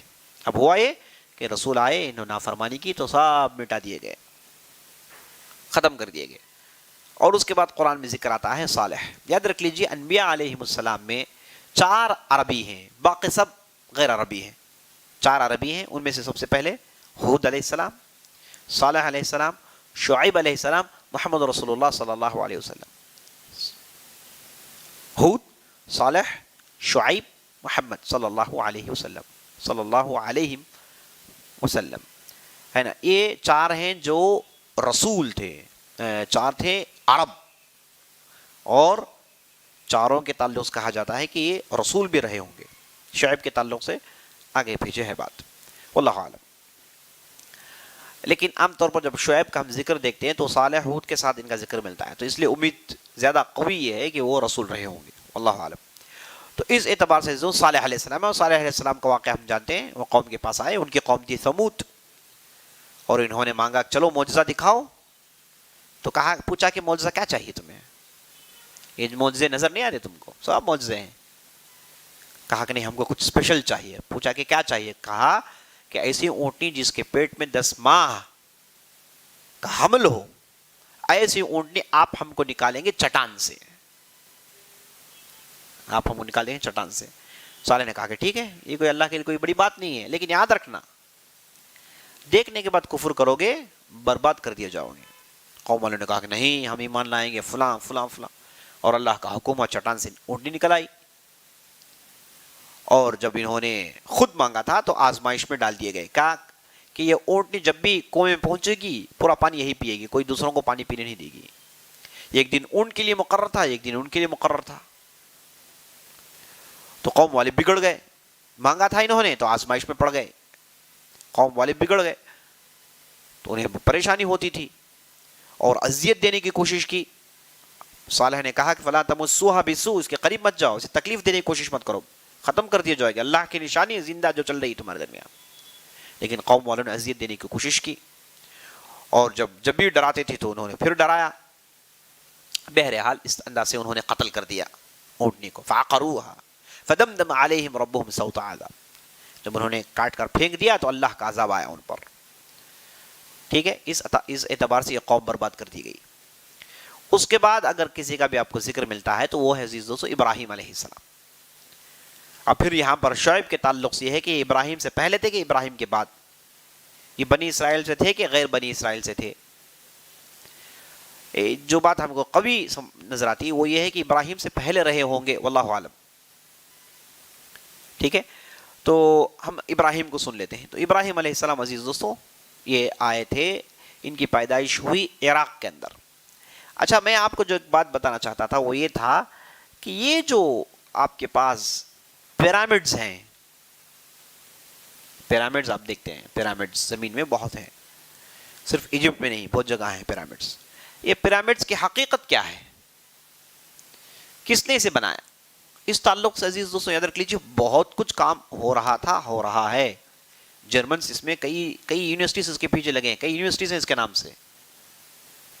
یہ کیا چیز ہے؟ یہ آپ جانتے ہیں پرزم کی شکل کا یہ کیا ہے؟ تین ہے وہ، ہے نا. اسے کہا جاتا ہے گیزا، اسے کہا جاتا ہے گیزا. اور اس کے سامنے ایک شیر بیٹھا ہوا ہے. کس نے بنایا بھائی؟ یہ اب تک کھڑا ہے اور اتنے کئی سال ہو گئے اب تک کھڑا ہے. ایک عام مغالطہ یہ ہے کہ فرعونیوں نے اسے بنایا. عام مغالطہ ہے یہ. فرعونیوں نے اسے کبھی بھی نہیں بنایا. فرعونیوں نے اسے بگاڑا ہے. جب ان کی حکومت ادھر قائم ہوئی تو انہوں نے ان عمارتوں کو دیکھا، سمجھ میں نہیں آیا کہ کیا ہے یہ. بہت کوشش کی. بعض لوگ کہتے ہیں کہ بنی اسرائیل کو فرعون نے استعمال کر کے اسے بنا ہے. نہیں، ہرگز نہیں، ممکن نہیں، ہو ہی نہیں سکتا. تاریخ کی شواہد اس کے خلاف ہیں. تو فرعون جب آئے، ان کی جب حکومت قائم ہوئی ایجپٹ میں، انہوں نے دیکھا کہ عمارتیں کھڑی ہیں. بہت کوشش کی سمجھنے کی، سمجھ میں نہیں آیا. تو انہوں نے وہاں کے پتھروں کو توڑ توڑ کر اپنے لیے استعمال کیا. یہ جتنا بھی آپ توڑ پھوڑ دیکھتے ہیں یہ سب فرعون نے کیا ہے. جتنا بھی آپ توڑ پھوڑ دیکھتے ہیں فرعونیوں نے کوشش کی توڑنے کی، نہیں ہو پایا ان سے. کئی سال کوشش کر کے تھکے چھوڑ دیا انہوں نے، توڑ نہیں پائے اسے. اب کہا کہ بھائی استعمال اس کا کیا ہے، کیا کرے اس کا؟ تو انہوں نے جا کے اندر اپنے نعش رکھ دیے، مقبرہ بنانے کی کوشش کی. جسے کہا جاتا ہے کہ اندر ممیز ہیں. ممیز انہوں نے ڈا کے رکھا ہے ادھر، ورنہ ادھر ممیز نہیں تھے. ممیز کوئی اتنی بڑی جگہ دفن کرے گا؟ وہ بھی فرعون جیسا بخیل ہے نا. اتنی بڑی عمارت، کتنے اس میں خرچ ہوئے ہیں. اس میں ایک ایک چٹان عزیز دوستو 2-3 ہزار کلو کا ہے. ایسے وہاں پر لاکھوں چٹانوں کو استعمال کیا گیا ہے. اور آرکیالوجی کے حساب سے اور اس کے بعد فزکس کیمسٹری کے جتنا بھی نالج آج دونوں انسانوں کے پاس ہے، وہ پورا نالج لگا کر جرمنس نے ایسٹیمیشن لگایا کہ اگر ہم اسے اب بنائیں، اب جو ہمارے پاس ٹیکنالوجی ہے اسے استعمال کر کے اب ہم اسے ایسے ہی بنانا چاہیں تو کہا کہ خرچہ تو ڈیجیٹل خرچہ کہا. مجھے تو یاد نہیں ہے نمبر سو، لیکن مجھے یہ یاد ہے کہ اب کی ٹیکنالوجی میں لگ بھگ 120 سال تو لگ جائیں گے. 120 سال لگ جائیں گے. اب کی جو ٹیکنالوجی، اب جو ہم جس ٹیکنالوجی کو پہنچے ہیں، یہ استعمال کر کے اب ہم بنانے کی کوشش کریں گے تو 120 سال تو لگ جائیں گے. اور پیسے کتنے ہوں گے تو الگ بات ہے، کئی کنٹریز مل کے بھی اسے پورا نہیں کر سکتے، اتنا اس میں کام ہوا ہے. اور اس میں جو پتھروں کو جو تراشا گیا ہے پورا لیزر کٹ ہے، کمپلیٹ لیزر کٹ ہے. اور اس کی خوبی یہ ہے کہ جو پتھر ہیں یہ کوئی پتھر نہیں ہے، یہ پتھروں کو اینٹوں کے اس کا بنایا گیا ہے، لائم سٹون سے انہیں بنایا گیا ہے، تب جا کے انہیں ایک پراپر شیپ ملا. بعض لوگ کہتے ہیں کہ غلاموں کو، بنی اسرائیل کو استعمال کر کے فرعون نے دور دور سے پتھروں کو لایا، ایک ہی سائز کے مل جائیں گے آپ کو پتھر. ممکن نہیں ہے، ان پتھروں کو بنایا گیا ہے، جیسے اینٹ بناتے ہیں ویسے ان پتھروں کو بنایا گیا ہے. آج کی جدید تحقیق کہتی ہے. اور اس کے بعد اس میں جیسے کہا جاتا ہے کہ ذرا بھی غلطی نہیں ہے، انچ با انچ انہوں نے استعمال کیا ہے، انچ با انچ انہوں نے اسے ہر اعتبار سے پورے کا پورا. میں بتا رہا ہوں نا، آپ کے پاس جتنا بھی آپ کے پاس سیٹلائٹ ہے، ناسا ہے، سب استعمال کر کے بھی اتنے سال لگ جائیں گے دوبارہ. اور وہ بھی پروجیکٹ ممکن ہے کہ نہ مکمل ہو، ایسے نہیں بنا سکتے. اتنا خرچ کر کے مقبرہ بنانے کے لیے، اندر جا کے نعش رکھنے کے لیے، یہ عقل نہیں مانتی، نہیں مانتی عقل. اور اس کے بعد یہ 3 کیوں ہیں؟ یہ کہ اتنا بڑا ہے، بہت بڑا ہے، وہ یعنی 140 میٹر سے زیادہ ہے. اسے آپ دیکھیں گے تو اصل میں پہلے ایک بنایا گیا تھا، اس میں ٹیڑھ آ گیا تھا، وہ پروجیکٹ کینسل کیا گیا، دوسرا بنایا گیا، اس میں بھی کچھ غلطی ہوئی تو پھر تیسرا بنایا گیا جو آج کا گیزا ہے. تو اس لیے 3 ہیں وہ. اس کے علاوہ چھوٹے چھوٹے 4 ہیں، بالکل چھوٹے چھوٹے نظر نہیں آتے وہ. یہ جو چھوٹے چھوٹے 4 ہیں، اس میں بنانے کی پہلے کوشش کی گئی ہے، یعنی محنت ہوئی ہے باقاعدہ، یعنی پروجیکٹس کو انہوں نے سکسیس کرنے کے لیے پہلے چھوٹے چھوٹے بنا کر دیکھے ہیں. تب انہیں جب گرپ ہو گیا تب انہوں نے بڑا پروجیکٹ، پھر فیل ہو گیا تو دوسرا بنایا، پھر فیل ہو تو تیسرا بنایا، سکسیسفل کیا اسے. یہ سب مقبرے کے لیے. عقل نہیں مانتی بات اسے، ایسے ہو نہیں سکتا. یہ فرعونیوں نے اسے بگاڑا ہے، پتھروں کو توڑ، جو بھی آپ توڑ پھوڑ دیکھتے ہیں فرعونیوں نے توڑا ہے اسے باقاعدہ، پتھروں کو نکالنے کی کوشش کی. جب کچھ بھی ان سے ہو نہیں پایا، سمجھ میں نہیں آیا، تو انہوں نے کہا کہ آخر کریں گے کیا؟ تو انہوں نے اپنے نعش اندر رکھ دی جا کے، اور لوگوں سے کہہ دیا کہ یہ ہمارے مقبرے ہیں. فرعون تو جانتے ہیں ہم، اٹکل بچو آدمی تھا، تو اس نے ہر ممکن چیزوں کو استعمال کیا جس سے اس کی شہرت ہو جائے، اور کہتا تھا کہ اسے میں نے بنایا، میں اس کا خدا ہوں، ہے نا. اور اس کے بعد ساتھ یہ بھی گھڑ دیا گیا کہ اندر نعش رکھتے ہیں تو ساتھ پورے قوم کو اندر چھوڑ دی جاتی ہے اور سب اس کے ساتھ مرتے ہیں. اس کا کوئی اعتبار نہیں ہے، یہ بنی اسرائیل باتیں ہیں. تو حقیقت ہے عزیز دوستو، یہ کس لیے کون بنایا آج تک نہیں معلوم، آج تک نہیں معلوم. اور وہ اپنی جگہ کھڑا ہوا ہے نا. اور اس کے بعد بہترین انتظامات ہیں اس کے اندر. اس کے اندر ہے کیا؟ اس کی بہت کوشش ہوئی. اس کے اندر ہے کیا؟ خود کر انہوں نے دیکھا. میکسیمم انہوں نے ریچ کیا ہے، سمجھے 4-5 فلور نیچے. اب جب بھی نیچے جاتے ہیں تو انہیں ملتا کیا ہے؟ نعشیں ملتی ہیں. اور لیٹسٹ انہیں نیچے پانی ملا ہے، اور بہترین پانی ملا ہے نیچے. یہ لیٹسٹ خبر آپ کو میں سنا رہا ہوں. نیچے انہیں پانی ملا ہے. پانی یہاں کیسے آ گیا؟ جبکہ پورا ڈیزرٹ ہے، وہ نیچے پانی ہے. اچھا، اب اس کے بعد حکومتوں نے دیکھا کہ یہ ہر روز کوئی نہ کوئی سائنسدان آتا ہے، توڑ پھوڑ کرتا ہے، تو حکومت نے بلاک کر دیا. کہا کہ نہیں، ہم سے پورا گورنمنٹ کے کنٹرول میں ہے، بغیر اجازت کے کوئی ریسرچ آ کے ادھر نہیں کر سکتا. اور گورنمنٹ جو بھی ریسرچ کے لیے آتا ہے اس سے بڑا اماؤنٹ چارج کرتی ہے. اور ایجپٹ کی اکنامی کہیں اور پہنچ گئی، اس میں خوب انکم ہے ان کا. تو جو بھی جرمن صاحب جنہوں جب بھی آتے ہیں، وہ اب حکومت کی طرف سے رکاوٹ ہے، کوئی پھوڑ نہیں سکتا. ٹھیک ہے، پھوڑ نہیں سکتا. اندر کیا ہے اللہ عالم. بعض لوگوں نے کوشش کی، یعنی نئے ٹیکنالوجیز، یعنی پتھر کے اس پار سے پیچھے کیا ہے اسے ڈیٹیکٹ کرنے کے لیے ریس انہوں نے بھیجے، تو پھر ادھر سے کچھ نظر آتا ہے. اب تک نہیں معلوم کہ یہ کیا ہے. پھوڑ دیں گے دوبارہ بن نہیں سکتے، اس لیے پھوڑنا بھی نہیں چاہتے لوگ، حقیقت جاننا چاہتے ہیں. کئی یونیورسٹیز اس کے پیچھے لگی ہیں، کئی لوگ نہیں بول رہا ہوں میں، یورپ کے اندر کئی یونیورسٹیز کے پیچھے لگی ہیں. اور کئی ہزار لوگوں نے اپنی زندگی کھپا دی اس پر. خوب لٹریچر لکھا انہوں نے, لکھ کر بھر دیا ہے نا. اچھا آپ سوچ رہے ہوں گے کہ یہ اس سے کیا تعلق ہے؟ گہرا تعلق ہے. میں نے اس میں بہت کئی دن اس میں لگائے ہیں. کیا چیز ہے بھائی یہ؟ دوسری عمارتوں کے بارے میں پڑھتے ہیں تو کہیں نہ کہیں ٹریس کر کے پہنچ جاتے ہیں کس نے بنایا, لیکن یہ ہے کیا ہے؟ اچھا یہ جہاں آپ دیکھتے ہیں کہ جس جگہ یہ جو پیرامڈ فکسڈ ہے, بالکل 12,000 کلومیٹر کے بعد میکسیکو میں اسی رینج میں اسی الٹیٹیوڈ میں انہوں نے ادھر بنا ہے ایک پیرامڈ ہے ادھر. ایسا ایک پیرامڈ انہوں نے بنا ہے ادھر. اب اس طرف جاتے ہیں تو اس طرف بھی کسی نے بنا ہے, یعنی سرکل کیا گیا ہے. تو جب ان لوگوں نے دیکھا کہ یہ انسان سے ممکن نہیں, تو فوراً انہوں نے کہہ دیا کہ اس کا تعلق آسمان سے, جنوں نے سے بنایا ہے.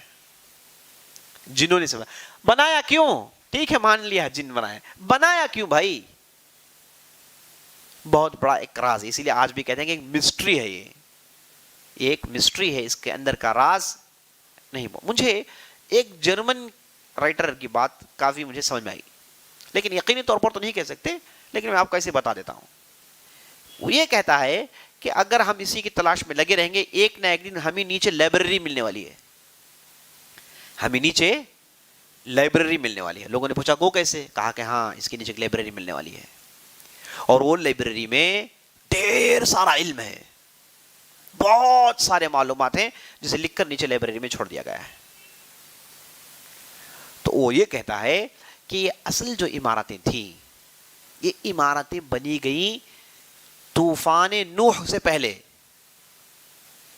طوفان نوح کب آیا تھا؟ آج کے حساب سے ان کا جو رف اسٹیمیشن ہے 12,000 سال پہلے. آج سے 12,000 سال پہلے طوفان نوح آیا تھا. تو یہ کہتا ہے کہ طوفان نوح سے پہلے کی عمارتیں ہیں یہ. اچھا بنا کیوں؟ تو وہ اس کے لیے جسٹیفیکیشن پیش کرتا ہے کہ یہ اصل میں ان لوگوں نے اس لیے بنا کہ انہیں معلوم تھا کہ ایک طوفان آنے والا ہے. اب جب یہ طوفان آئے گا تو پورا برباد ہو جائے گا, کوئی چیز بچنے والی نہیں ہے. تو ہمیں ایک ایسی چیز بنانی ہے جو طوفان کے بعد بھی رہے, جس میں ہم کو بہت ساری چیزوں کو چھپانا ہے. ایسی چیز بنائے طوفان آنے کے بعد تو رہے ہو اپنی جگہ, تاکہ بعد میں آنے والوں کو میسج ملے. اور اسے بنایا تھا انسانوں نے. اور اس کے بعد کہتا ہے کہ طوفان سے پہلے کی دنیا, طوفان کی بعد کی دنیا میں فرق ہے. طوفان کے پہلے کی دنیا, اس وقت انسان ہائیلی کلچرڈ تھا, ہائیلی ایجوکیٹڈ تھا, لٹریٹ تھے پورے اکثر, جسمانی طور پر سے طاقتور, دماغی طور پر طاقتور, اور ان کے پاس غیر معمولی ٹیکنالوجیز تھے جو آج نہیں ہے ہمارے پاس. ان کے پاس ایسے ٹیکنالوجیز تھے جسے وہ ایجپٹ میں رہ کر میکسیکو کو کمیونیکیٹ کر سکتے تھے. وہ یہ کمیونیکیشن ان کے پاس تھا. آج جو ہم دیکھتے ہیں اس سے کئی درجے ترقی کو پہنچ گئے تھے, الٹیمیٹ پہنچ گئے تھے وہ ترقی کو. ہاں بھائی, ایک آدمی 500 سال زندہ رہے, نوح علیہ السلام, وہ اس زمانے میں وہی تو عمریں ہوتی تھی ان کی, 300 سال 400 سال ایک آدمی زندہ رہتا ہے. اس کی جو سائنٹسٹ کی عمر 60 سال کی ہے تو اتنے گل کھلا دیتا ہے نا. آئنسٹائن کو اسے 63 سال 65 سال بھی تو اس نے کیا نہیں گل کھلا دیا. اور دماغ بڑا اور طاقتور لوگ, سمجھدار لوگ, انسان تھے بھائی وہ پرفیکٹ. تو تب انہوں نے کیا نہیں, انہوں نے اپنی بات کو پہنچایا ہوگا. یہ سوچنے کی بات ہے. غیر معمولی ٹیکنالوجی کو پہنچ گئے تھے, اور جب آیا طوفان سب اللہ نے برباد کر دیا, پورے کا پورا ختم ہو گیا. تو جب طوفان جب آیا تو کئی لوگوں نے بچنے کی کوشش کی, بہت سارے لوگوں نے. اسی لیے زمین میں بہت جگہ ایسی ہیں جہاں کیوز ہے نیچے, زمین کے نیچے, وہاں سے ڈیڈ باڈیاں ملتی ہیں. تو کئی لوگ یہاں پر جا کے انہوں نے اپنے آپ کو بچانے کی کوشش کی. انہیں معلوم تھا, ہو سکتا ہے کہ ان میں اللہ کے ڈرنے والے رہے, انہوں نے بتا دیا کہ کوئی چیز بچنے والی نہیں ہے, اپنے آپ کو بچانے کی کوشش مت کرو. البتہ تم یہ جو کر رہے ہو اس سے آنے والوں کو ایک میسج پہنچ جائے تو یہ کر لیجیے, ہمیں سے کوئی بچنے والا نہیں ہے. تو جب طوفان آیا تو پورے ختم کر دیے. اس کے بعد جب انسان آیا تو پھر آ کے زمین میں شروع کیا. یہ اس بار انسان کون ہے؟ ایک نوح علیہ السلام ہے ساتھ, وہ ساتھ رہے, اور اس کے بعد وہ چلے گئے. اس کے بعد انسان آپس میں تو شرک میں ڈوبے ہوئے تھے. غلطیاں خوب تھی، شیطان لگا ہوا تھا. تو یہ زمانہ تھا کیج کا، کیو مین کا، سٹون ایج جو بھی کہتے ہیں، یہی زمانہ تھا. یہاں سے انسان بالکل کچھ بھی نہیں تھا اس کے پاس. پھر اس نے ترقی کی، پھر اس نے ترقی کی، بستیاں بنائی. بہرحال یہ ایک رائے ہے ایک جرمن کا، جو میں سمجھتا ہوں کہ یہ پیرامڈ کی مسٹری کو حل کرنے کے لیے ہو سکتا ہے اس میں ہم کو نسخے ملے. اور وہ یہ بھی کہتا ہے کہ اصل میں یہ پیرامڈ بنانے والے ہیں، یہ سب ہے نا، میں تاریخی باتیں نقل کرتا ہوں، اس میں کوئی بات میں معتبر میں نہیں سمجھتا، لیکن مجھے ایک چیز لگی ہوئی ہے تو اس لیے بتا رہا ہوں میں آپ کو کہ یہ جو چیز ہے، یہ جو پیرامڈ ہے، کہتا ہے کہ وہ کہ اس کے یہ جو بنائے تھے اینوک کہتے ہیں ادریس کو علیہ السلام کو، اینوک نے بنایا تھا. تو اینوک جو ہے پڑھائی میں بہت تیز تھے، تعلیم میں ترقی بہت کر چکے تھے. تو وہ اصل میں بعد میں آنے والوں کے لیے میسیج انہوں نے زمین میں چھوڑا ہے. تو ایک ضرور بھی ضرور لائبریری ہوگی، اگر اسے ہم تلاش کر لیں گے پوری چیزیں ہم کو اس وقت کی معلوم ہو جائیں گی، ہے نا. سلسلہ بہت دور چلا جائے گا، تو میں یہیں پر اپنی بات ختم کرتا ہوں. تو اس کے بعد عزیز دوست یہی ہے سٹون ایج کا، جان لیجیے آپ، سٹون ایج کے جو بھی آپ کو آرکیولوجیکل ترقیات ملتی ہیں وہ اسی زمانے کے، اور اس سے پہلے کچھ نہیں ملتا آپ کو. وہ تو پورا برباد ہو گیا نا، ایک پورا چیپٹر کلوز کر دیا گیا. اس کے بعد کی باتیں بتا رہا ہوں میں آپ. بہرحال تو یہ عزیز دوستو یہ تھے ابراہیم علیہ السلام، آئے عراق میں پیدا ہوئے، اور یہ جلیل القدر رسول تھے زبردست. اور ان کی تاریخ انشاءاللہ ہم عربی میں بولنے والے آنے والا ہفتہ. آپ تمام آئیے، اگرچہ کہ آپ کو عربی سمجھ میں نہ آئے لیکن ضرور آئیے تاکہ آپ کو معلوم ہو کہ عربی میں بھی لیکچر سن سکتے ہیں، ہے نا. وہ ایک جذبہ آپ پیدا کیجیے انشاءاللہ. بہرحال ابراہیم علیہ السلام عزیز دوستو ان کے بعد ہی ایک بہت بڑا موڑ آیا. ابراہیم علیہ السلام کے 2 لڑکے مشہور ہیں، ورنہ ان کے بہت سارے لڑکے تھے. پہلے تو اللہ نے لڑکا نہیں دیا، 99 عمر میں 99 میں ان کے یہاں پہلا لڑکا پیدا ہوا جن کا نام تھا اسماعیل علیہ السلام. اور یہ پیدا ہوئے کس کے بطن سے؟ ہاجر کے بطن سے. ہاجرہ نہیں، ہاجر آپا وہ الگ ہے، ہاجر ہے ان کا نام. ہاجر کے بطن سے پیدا ہوئے. کہا جاتا ہے کہ وہ لونڈی تھی، اور اس کے بعد وہ سلسلہ بھی آپ جانتے ہیں. تو ان کے بدن سے پیدا ہوئے اسماعیل. ان کے 16 سال کے بعد اسحاق علیہ السلام پیدا ہوئے سارا کے بطن سے رضی اللہ عنہم اجمعین. تو اس کے بعد ابراہیم کے ہاں کئی بچے ہوئے، لیکن یہ دونوں نے شہرت کمائی. اور اسماعیل کو جیسے ہم جانتے ہیں کہ ابراہیم لا کر انہوں نے چھوڑ دیا تھا مکہ میں اللہ کے حکم پر. ان کی جو ہاجر جو تھی انہیں لا کر وہ چھوڑ دیتے ہیں. تو اسماعیل علیہ السلام کی نسل آباد ہوئی مکے میں. تو جب بڑے ہوئے تو دونوں نے مل کے کعبے کو بنا، یعنی کعبہ اس سے پہلے موجود تھا. کعبے کو اصل بنانے والے ملائکہ تھے، بعد میں آدم نے اسے رینوویٹ کیا زبردست، پھر وہ ختم کر دیا گا. پھر آئے ابراہیم، انہوں نے پھر رینوویٹ کیا. وَإِذْ يَرْفَعُ إِبْرَاهِيمُ الْقَوَاعِدَ رَبَّنَا تَقَبَّلْ مِنَّا إِنَّكَ أَنْتَ السَّمِيعُ الْعَلِيمُ، دعا مشہور ہے قرآن کے اندر. تو انہوں نے بنایا، رینوویٹ کیا اسے. تو ان کے یہاں ایک تھے اسماعیل اور ایک تھے اسحاق. اسماعیل علیہ السلام مکے میں رہ گئے، قبیلہ جرہم سے انہوں نے عربی سیکھی، اور اس کے بعد ان کی پوری نسل وہی رہی مکے کے آس پاس. اور یہ ایک الگ مستقل تاریخ ہے کہ ان کے اولاد نے کیسے مکے میں حکومت کی، کون کون بڑے افراد آئے، فہر کون ہیں، قریش کون ہیں، یہ سب مستقل تاریخ ہے نا، اس پہ جانے کا موقع نہیں ہے. تو ایک تھے اسحاق علیہ السلام جنہیں ابراہیم نے سیٹل کروایا تھا کہاں؟ یروشلم، بیت المقدس کے پاس، فلسطین میں سیٹل کرایا تھا ابراہیم علیہ السلام، اور وہ خود وہیں رہتے تھے.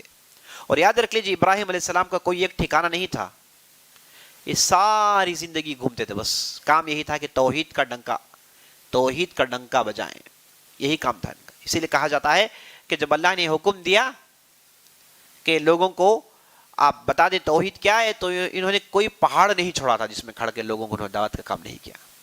تو یہ ان کی الگ زندگی تھی. تو ان کے اولاد جو اسحاق جو فلسطین میں رہ گئی تھی، یہاں سے اللہ نے وہ انبیاء علیہ السلام کے سلسلے کو شروع کیا، جو بنی اسرائیل انبیاء کہے جاتے ہیں. تو اسحاق علیہ السلام کے بیٹے تھے جن کا نام تھا یعقوب علیہ السلام. یہ جو یعقوب علیہ السلام تھے، یہ جن کا نام تھا اسرائیل، انہی کو اسرائیل کہا جاتا ہے. یعقوب ان کا لقب تھا، نام ان کا تھا اسرائیل. تو انہی کے اولاد کو بنو اسرائیل کہا جاتا ہے، انہی کے اولاد کو بنو اسرائیل کہا جاتا ہے. تو یعقوب علیہ السلام کے یہاں پیدا ہوئے بعد میں یوسف علیہ السلام. یعقوب علیہ السلام کے 12 لڑکے تھے. پہلے لڑکے کا نام یہوذا، اور جو ان کے جو لڑکے جو رسول اور نبی بنے جن کا نام یوسف تھا، اور ان کے ایک بھائی تھے جن کا نام بنیامین، تو کل ملا کے ان کے یہاں 12 لڑکے ہوتے تھے. تو پہلے تھے یہوذا، کہا جاتا ہے کہ یہوذا انہی کی طرف منسوب ہے، یہودی، واللہ عالم. تو اس کے بعد عزیز دوست یوسف علیہ السلام آئے، اور ہم جانتے ہیں کہ یوسف علیہ السلام وہ فلسطین چھوڑ کر مکمل طور پر کہاں چلے گئے تھے؟ مصر چلے گئے تھے، مصر میں سیٹل ہو گئے تھے. وہ واقعہ ہم جانتے ہیں. تو جب یوسف علیہ السلام مصر پہنچے تو اس کے بعد پوری بنی اسرائیل مصر آ گئی تھی. جب یوسف نے کہا کہ جاؤ اپنے پورے بھائی اور والدین کو لے کر آؤ، تو والدین آئے، تو پھر وہ سجدہ ہوا جس کا ذکر قرآن کرتا ہے، انی رأیت 11 کوکبا والشمس والقمر رأیتہم ساجدین، میں نے ان سب کو سجدہ کرتے ہوئے دیکھا. تو وہ پھر آپ کی تعبیر وہاں پر پیش آئی، سب آئے، وہ پورے کا پورا اب معاملہ اب مصر میں ہے، پوری بنی اسرائیل مصر میں ہے. تو پھر جب مصر آئے تو شروع کے 200 سال یوسف علیہ السلام کے بعد یہ لوگ مضبوط تھے، پالیٹکس میں تھے، ہر جگہ انہی کی بات چلتی تھی، پورا کنٹرول ان کے ہاتھ میں تھا. اور جب انہوں نے بنی اسرائیل کا شیوا ہے کہ جب بھی انہیں کچھ مل جائے تو خوب ظلم کرتے ہیں، تو خوب ظلم کیا، اور جسے انہوں نے ذلیل سمجھا، اقباط کو انہوں نے ذلیل سمجھا، کہا کہ تم بے دین لوگ ہو، دہری لوگ ہو، پتھروں کو پوچھتے ہو، ہمیں توحید پر رہنے والے. غرور کیا انہوں نے، تو اللہ نے انہی قبطیوں کے ذریعے سے انہیں ذلیل کیا، انہی قبطیوں کے ذریعے سے، جن کو قبط سے ہی ایجپٹ نکلا ہے، انہی قبطیوں کے ذریعے سے انہیں ذلیل کیا اللہ نے. اور ان کے درمیان بادشاہ آئے بعد میں، اور اس کے بعد وہ ظالم فرعون آیا جس نے انہیں خوب روندا، خوب پیسا. یہ تو بستیوں میں نہیں رہتے تھے، ان کے پاس تو سلمز ہوا کرتے تھے. جیسے آپ کھاری کے پاس جو سیٹلمنٹ دیکھتے ہیں، ایسے نیل ندی کے پاس ان کے سیٹلمنٹس تھے، گویا کہ ریفیوجی کیمپ تھا جس میں انہیں ڈال دیا گیا تھا. وہ ایسی حالت کو پہنچ گئے تھے بنی اسرائیل، بالکل آخری بدترین حالت. شہر میں نہیں آتے تھے، شہر میں آئے تو پھر نوکری کرنے کے لیے، لیبرز کام کرنے کے لیے، پھر واپس چلے جائیں، کوئی نہیں رہے گا شہر میں. شہر میں یہ فرعونی رہتے تھے. اس حد تک معاملہ پہنچ گیا تھا. اور اس کے بعد ذبح کرنا، عورتوں کو مارنا، یہ عام تھا جسے ہم قرآن میں بار بار پڑھتے ہیں. تو اس کے بعد اللہ نے دوبارہ بنی اسرائیل کے لیے خیر کا معاملہ چاہا، تو ان کے درمیان اللہ نے موسیٰ کو پیدا کیا. موسیٰ سے پہلے ہارون علیہ السلام پیدا ہوئے، اور جیسے ہم جانتے ہیں کہ جس سال مارنا نہیں تھا اس سال ہارون پیدا ہو گئے تھے، اور جس سال مارنا تھا اس سال موسیٰ علیہ السلام پیدا ہوئے. لیکن اللہ نے بڑی ہی عجیب و غریب حفاظت کی ان کی. وہ جو ڈبے کا واقعہ ہم جانتے ہیں، پھر وہاں گئے، اور اس کے بعد ان کی پرورش کا ایسا انتظام ہوا کہ بادشاہ فرعون کے ساتھ انہوں نے اپنے بچپن کو گزارا، اور مضبوط انداز سے، اور ایوانے میں رہتے تھے. لیکن موسیٰ علیہ السلام بنی اسرائیل کے ہیں، یہ پوری بنی اسرائیل کو معلوم تھا، سب کو معلوم تھا کہ بنی اسرائیل ہیں. لیکن آسیہ کی محبت میں آڑ میں آئی، فرعون نے ہتھیار ڈال دیے، فرعون کچھ نہیں کر پایا. عورتوں کا زور ہوتا ہے، تو ہتھیار پورے ڈال دیے، اور آسیہ نے روک لیا تھا موسیٰ کو، اور وہ بہت بڑی اللہ کی بندی تھی. اور اس کے بعد ان کے یہاں بہت سارے، فرعون کے ایوانے میں کئی مسلمان، کئی مومنین تھے. اس انداز سے موسیٰ کی پرورش ہوئی، اور اس کے بعد وہ بڑے ہوئے، ایوانے میں رہے. اور اس کے بعد ان سے غلطی ہوئی، انہوں نے قبطی کو مار دیا. تو پورے فرعونی پہلے سے بھڑکے ہوئے تھے، منسٹرز پورے ان کے خلاف تھے، تو پورے انہیں مارنے کے لیے انہوں نے پروگرام بنایا. تو اللہ نے موسیٰ کو وہاں سے نکال دیا. وہاں سے نکل کے وہ مدین چلے گئے. مدین گئے، اور پھر 10 سال وہاں پر خدمت کی. وہ جو شخص تھے، بعض لوگ کہتے ہیں کہ وہ جو بزرگ آدمی تھے وہی شعیب علیہ السلام تھے. نہیں، شعیب علیہ السلام نہیں تھے، وہ بالاتفاق نہیں تھے. وہ نبی ایسی زندگی نہیں گزارتا، کمزور، جس کے یہاں صرف 2 لڑکیاں ہیں، ایسا نہیں ہوتا، اس کا معاملہ الگ ہوتا ہے. تو وہ ایک بزرگ آدمی تھے، دین جانتے ہوئے بزرگ آدمی تھے، اتنا تو ہم کو معلوم ہوتا ہے. لیکن وہ شعیب علیہ السلام نہیں تھے. ہو سکتا نام ان کا شعیب رہا ہو، لیکن شعیب نبی نہیں تھے وہ، واللہ عالم. تو اس اعتبار سے 10 سال وہاں گزارے، اور پھر واپس آئے تو اللہ نے نبوت دے دی. اب نبوت دے دی. اچھا، موسیٰ علیہ السلام وہاں سے نکل کر کہاں جا رہے تھے؟ 10 سال خدمت کرنے کے بعد مدین کو چھوڑا، بیوی کو لے کر اب جا رہے ہیں. کہاں جا رہے ہیں؟ واپس مصر آنا چاہتے ہیں؟ پاگل ہے، مرنے کے لیے کون آئے گا؟ مرنے کے لیے کوئی نہیں آئے گا بھائی. وہاں موت انتظار میں ہے، 10 سال سے پروگرام ڈھونڈ رہے ہیں آدمی کو. کوئی عقل مند آدمی نہیں کہہ سکتا کہ اچھا پھر جا کہاں رہے تھے. بعض مورخین کہتے ہیں کہ وہ مکہ واپس آ رہے تھے. وہ بنی اسرائیل میں یہ تصور تھا کہ جب بھی آپ کو پھنس جائیں تو آخری ہمیشہ کعبہ کے آس پاس آپ کا سیٹلمنٹ ہے. تو یہ واپس وہاں آ رہے تھے. تو راستے میں اللہ نے نبوت دے دی، کہا کہ نہیں، ابھی وہاں نہیں کام آپ کا کام پھر وہیں جانا ہے جہاں آپ نہیں جانا چاہتے ہیں، جائیے مصر اور فرعون سے ملاقات کیجیے، بتائیے کہ میسج میرا یہ ہے. اگر وہ نہیں مانے کہیں ارسل معنا بنی اسرائیل، نہیں مانتا ہے ٹھیک ہے کوئی بات نہیں، بنی اسرائیل کو بھیج دے، تم نے جو جسے غلام بنا رکھا ہے یہ نہیں چلے گا، بھیج دے میرے ساتھ، میں لے چلتا ہوں انہیں. تو یہ دو مشن تھا، ایک توحید پیش کریں فرعون کو اور پوری قوم کو، اور دوسرا مشن بنی اسرائیل کو لے کر جائیں. تو موسیٰ آئے اور پورے واقعات ہم جانتے ہیں، اور اس کے بعد انہوں نے بنی اسرائیل کو اپنے ساتھ نکال لیا، اور وہ نکل کر پھر آئے واپس کہاں؟ فلسطین واپس آنا، آبائی وطن فلسطین واپس آئے. لیکن غلطی کیے تو آپ گمراہ ہو گئے سینا کے پہاڑیوں میں 40 سال، اور اسی اسنا میں اسی دوران موسیٰ علیہ السلام کی وفات ہو گئی، ہارون علیہ السلام وفات پا گیا، اور موسیٰ علیہ السلام نے ایک شاگرد بنائے مضبوط جن کا نام تھا یوشع بن نون، جو نبی تھے. انہوں نے پوری قوم کو پر اٹھایا، پوری نسل بوڑھے کھوسٹ لوگ بزدل لوگ ختم ہو گئے، تو نوجوانوں کو انہوں نے تیار کیا، اپنی خاص تربیت میں رکھا، اور ان کو بنا ایک مجاہدین کا ایک گروپ بنایا. اور اس کے بعد یہ گئے پھر لڑ کر فلسطین میں داخل ہو گئے. اور پھر فلسطین میں داخل ایسے معلوم ہوتا ہے کہ یہ بار بار فلسطین میں داخل ہوتے، بار بار نکال دیے جاتے، جب بھی غلطی ہوتی اللہ نے نکال دیتا، اور پھر ان کا مشن ہوتا ہے کہ واپس جائیں، نکال دیا پھر جائیں، نکال دیا پھر جائیں.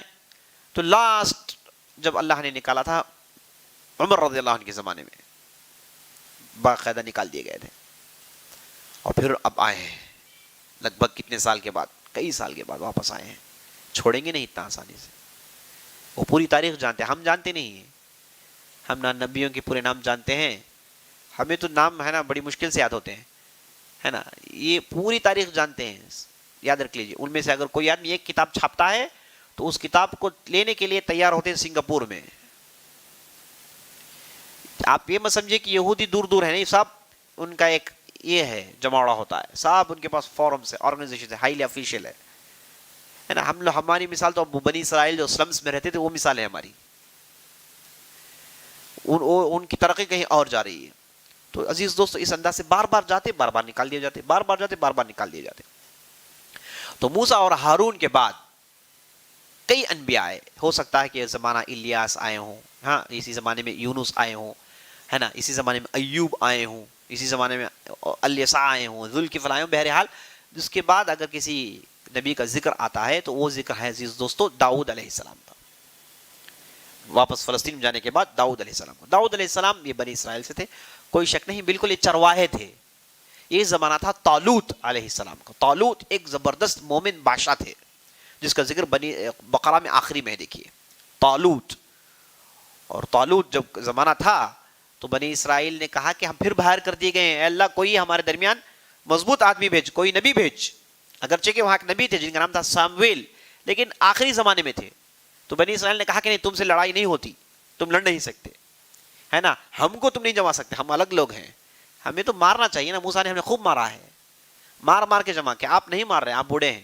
تو انہوں نے مانگا، کہا کہ اللہ کوئی ایسا رسول بھیج، جو آدمی بھیج جو مضبوط ہو. تو اللہ نے کہا کہ لو طالوت، یہ تمہارا بادشاہ ہے. طالوت کیا ہے؟ وہ اپنے یہاں کی گائیں چرا رہے ہیں. بنی اسرائیل بھڑک گئے، کہا کہ یہ کیسے ہو سکتا ہے ہم پر بادشاہ؟ نہ اس کے پاس پیسے ہیں، نہ اس کے پاس کچھ دولت ہے. تو اللہ نے کہا کہ نہیں ہے، ہم نے انہیں جو ہے علم دیا ہے، ہم نے انہیں جو ہے دولت بھی دیں گے. تو اس انداز سے نہیں مانے تو اس کے بعد طالوت کو بادشاہ بنایا گیا. تو جب ہم بنی اسرائیل کا مطالعہ کرتے ہیں عزیز دوستو، ہم کو بات معلوم ہوتی ہے کہ ان کے پاس ہمیشہ سے دو گروپ تھے. ایک علماء کی گروپ جسے علماء بنی اسرائیل قرآن کہتا ہے، جنہیں ربیون کہا گیا، جسے آج عربی میں حاخامات کہتے ہیں، یعنی وہ بزرگ بڑے لوگ جو اپنے آپ کو علماء کہتے ہیں، لیکن ان کی مثال سمجھیے کہ پیٹ پالو مولویوں کی ہے نا. یہ بہت بڑی گروپ رہتی تھی، اور یہ گروپ جو ہوتی تھی جب بھی کوئی نبی آتا اس کی مخالفت کرتے. یعنی عام طور پر علماء جو ہوتے ہیں ہے نا، وہ خیر کا کام کرتے ہیں، خیر کو پھیلاتے ہیں، یہی ان کا کام ہوتا ہے. لیکن ان کے پاس ایک گروپ تھی جن میں بڑے بڑے لوگ ہوتے تھے، ہے نا، جو مذہب کے پیشوا تھے، مذہب کے نام سے ان کا روب دبدبہ چلتا تھا، مذہب کے نام سے لوگوں کو لوٹتے تھے. تو ایک گروپ ہوا کرتا تھا، جب بھی رسول آتا یہ گروپ مخالفت کرتے، جنرل پبلک خاموش رہتی، یہی گروپ مخالفت کرتے. داؤد آئے تو یہی نے مخالفت کیا، طالوت سے یہی تھے. اور یہ وہ لوگ تھے جو لڑنا جاتے نہیں تھے، کہتے تھے جب تم لڑو، لڑنے کا معاملہ بیٹھے رہتے تھے، پبلک کو کہتے کہ جا کے لڑو، یہ بیٹھے رہتے تھے. تو یہ حاکامات ہے نا، یہ ان کے کوئی باپ حاکام ہے تو بیٹا حاکام ہوگا. تو نسل در نسل یہ چیز ان کے ہاں چل رہی تھی. اسی لیے قرآن نے فرق کیا، کبھی علماء بنی اسرائیل کا کہا، ربیون کہا، کبھی ربیون کی تعریف کی ہے نا، اور اس کے بعد کہا اتخذوا احبارهم ورهبانهم اربابا من دون. احبار یہ کون ہے؟ یہی ہیں جو لیجسلیٹو پاور رکھتے تھے اپنے پاس. تو نبی آتے تو یہی مخالفت کرتے. تو اس انداز سے عزیز دوستو طالوت کی مخالفت کی اور ایک زبردست لڑائی ہوئی. اس لڑائی میں طالوت اور جالوت کی لڑائی ہوئی اور داؤد علیہ السلام نے جالوت کو ختم کر. ایک الگ تاریخ ہے. تو داؤد اس کے بعد منظر عام پر آتے ہیں. داؤد دبلے پتلے آدمی تھے، لیکن اللہ نے طالوت نے اپنی لڑکی دے دی، اور وہ جب چلے گئے تو داؤد کو اللہ نے نبوت بھی دے دی، رسالت بھی دے دی، بادشاہت بھی دے دی، اور ایسے زبردست بادشاہ بنے. ایسی دولت انہوں نے جمع کی. اور اس کے بعد ان کے پاس بہت بڑے مینوفیکچرنگ یونٹس تھے لوہے کے. وقت شاید زیادہ ہو گیا، تو داؤد پر ہم اپنی بات روکتے ہیں انشاءاللہ. کل کی مجلس میں داؤد کے بعد جو ہیں ہر نبی کے تعلق سے مختصر تعارف ہم دیکھیں گے، اور انشاءاللہ اس انداز سے ہم کل کی مجلس میں رسولوں کی بات ختم کریں گے. تو آئندہ ہفتہ ہم دو چیزیں دیکھنے والے، ایک ہے قیامت کی نشانیاں اور اس کے بعد تقدیر کی بات انشاءاللہ باذن اللہ. اگر آئندہ ہفتہ نہ ہو سکے تو اس کے بعد کا ہفتہ شروع کے 1-2 دن ہم انشاءاللہ لے لیں گے، لے کر ہم اس بات کو ختم کر دیں گے باذن اللہ. اگر اس کے متعلق کوئی سوال ہے تو آپ ضرور کریں انشاءاللہ.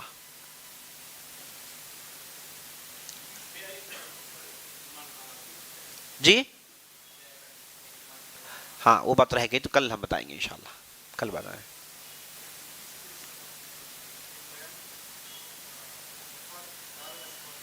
ہاں وفات نہیں، ادریس علیہ السلام کے مشہور ہے کہ آسمان میں گئے تھے پھر واپس نہیں آئے، اور قرآن کہتا ہے وَرَفَعْنَاهُ عَلِيًّا، ہم نے اسے اوپر اٹھا لیا. لیکن کسی مفسر نے اب تک اس کے تعلق سے صحیح توجیہ نہیں کی. البتہ جو بھی باتیں بتائی جاتی وہ اسرائیلی ہیں. اسرائیلی باتوں پر ہم جانتے ہیں اتنا معتبر نہیں ہوتی ہیں، سنتے ہیں بس ٹائم پاس کے لیے. ہمارے پاس بھی کچھ ناولز ہونے چاہیے نا.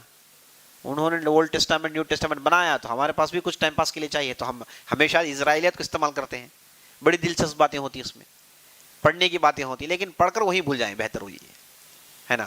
وہ یوسف نوح علیہ السلام کی کشتی کیسی تھی، کیسے کیسے جانور اس میں کیسے تھے، اور جانوروں میں کیا کیا بات چیت ہوتی ہے نا، وہ پوری چیزیں اس میں ہیں. اور اس کے بعد اس میں نوح علیہ السلام کے ساتھ کیا ہوا ہے نا. تو یہ واقعات ہے نا وہ جو ہے مزاق کیا. تو اس اعتبار سے ادریس علیہ السلام کے تعلق سے یہ کہا جاتا ہے کہ وہ اوپر گئے تھے، شاید ان کا بھی کچھ معراج ہوا ہو. تو وہ اوپر گئے تھے، اور اوپر گئے تو جنت دیکھنے کے لیے اجازت مانگی. تو جنت میں انہوں نے اپنے چپل چھوڑے اور جنت میں داخل ہو گئے. جب انہیں واپس ملائکہ نے بلایا کہ آؤ واپس، کہا کہ نہیں میں نہیں آنے والا ہوں. اور اس کے بعد وہ جنت میں چلے گئے. فرشتے گئے اللہ کے پاس جا کر کہا کہ اللہ تمہارے بندے ادریس کو ہم نے جنت میں تھوڑا انٹروڈکشن کرایا، اس کے بعد وہ آ نہیں رہے ہیں. تو اللہ نے کہا کہ چھوڑ دو. یہ اسرائیلی روایت ہے، اسرائیلی روایت ہے. اللہ بہتر جانتا ہے کہ کیا ہوا ہوگا. تو یہ تھے عزیز دوستو ادریس علیہ السلام. دیکھیے قرآن میں پوری تفصیلیں نہیں ہیں. میں ایک زمانے میں بچپن میں میرا تجربہ ہے کہ مجھے بڑی فکر ہوتی تھی.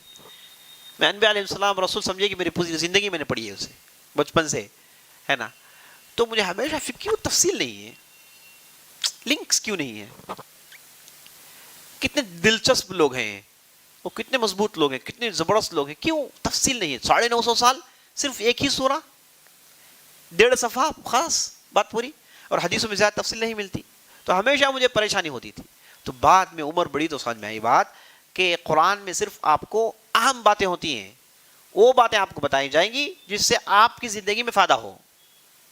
ورنہ آپ کو پوری تفصیل بتانے سے کیا فائدہ، آپ کیا کر لیں گے، آپ کچھ بھی نہیں کر سکتے. کیا ہو جائے گا آپ کا. آپ کو جو ہے مختصر راہ مشعل راہ چاہیے زمین میں رہنے کے لیے، ہدایت چاہیے. تو سمجھیے کہ آپ کے پاس ہدایت ہے، بس یہی سن لیجئے، اس میں کافی ہے نا.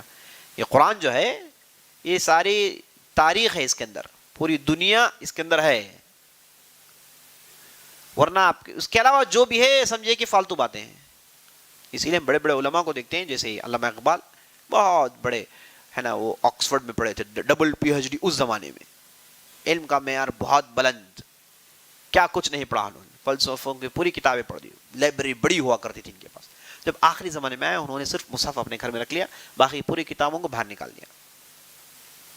چلو بھائی ہم نے انہیں پڑھ کے اپنی زندگی ضائع کی ہے نا، یہ سب کچرا ہے، زندگی ضائع کر دی. اب ہم کو یہ مجھے پہلے ہی پتا ہو جاتا تو معاملہ کتنا اچھا ہوتا تھا. تو انہوں نے اپنی آخری زندگی میں صرف مصحف ہی کو پڑھا، قرآن ہی کو پڑھا، باقی سب چیزوں کو باہر نکال دیا. کیوں؟ کیونکہ وہ مرحلے کو پہنچ گئے تھے معلوم ہو جائے کہ بھائی انسان کو چاہیے کیا. تو جو چاہیے اس میں موجود، بس اور کیا چاہیے آپ کو. تو اس اعتبار سے عزیزو قرآن آپ دیکھیں گے اشارے کرے گا، کبھی چھوٹا واقعہ بتائے گا، کبھی لمبا واقعہ بتائے گا، کبھی کسی نبی کا صرف نام ذکر کرے گا. اس سب میں حکمت ہے، سب میں حکمت ہے، اور یہ فیصلہ کن کتاب ہے، فیصلہ کن کتاب ہے. واللہ اعلم.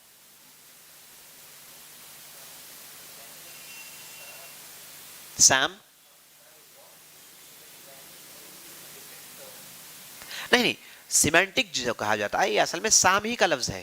سیمانٹک مطلب لغات السامیہ، یعنی سامی لغات، سامی languages, semantic languages. Semantic languages میں کون سے لینگویجز ہیں؟ سیمانٹک یورپ کے اکثر لینگویجز اس میں آتی ہیں، جرمن اس میں آتا ہے نا، اس کے بعد ہندوستان کی اکثر زبانیں اس میں آتی ہیں، عربی اور عبری تو اس میں ہے ہی. یہ سب سام سے ان کا تعلق ہے. اسی لیے آپ دیکھتے ہیں کہ یہ جو سنسکرت دان ہیں ان کے پاس بھی سوستیکا ہے. سوستیکا جانتے ہیں آپ؟ نہیں جانتے؟ ایسے ہوگا، سوستیکا کہتے ہیں نا. یہ سنسکرت کی تہذیب میں یہ بہت بڑی اہمیت ہے. اور ہٹلر نے بھی وہی بتایا آپ کو. سوستیکا اس کے پاس نازی پارٹی کا سیل ہے، وہ اسے کوئی ٹچ کرے گا تو پھاڑ کر رکھ دے گا، وہ ہے نا. کی مضبوط پارٹی تھی اس کی نازی، اور وہ بھی سوستیکا کہتا تھا. اور وہ بھی کہتا تھا we are the top most race in the world. ہم جو جرمن ہیں، ہمارا نسل، ہماری خون ہے کہ ہم ساری دنیا میں حکومت کرنے کے لیے آئے ہیں. یہ ہمارا خون ہم کو بتاتا ہے. یہی تو کہا اس نے، ہے نا.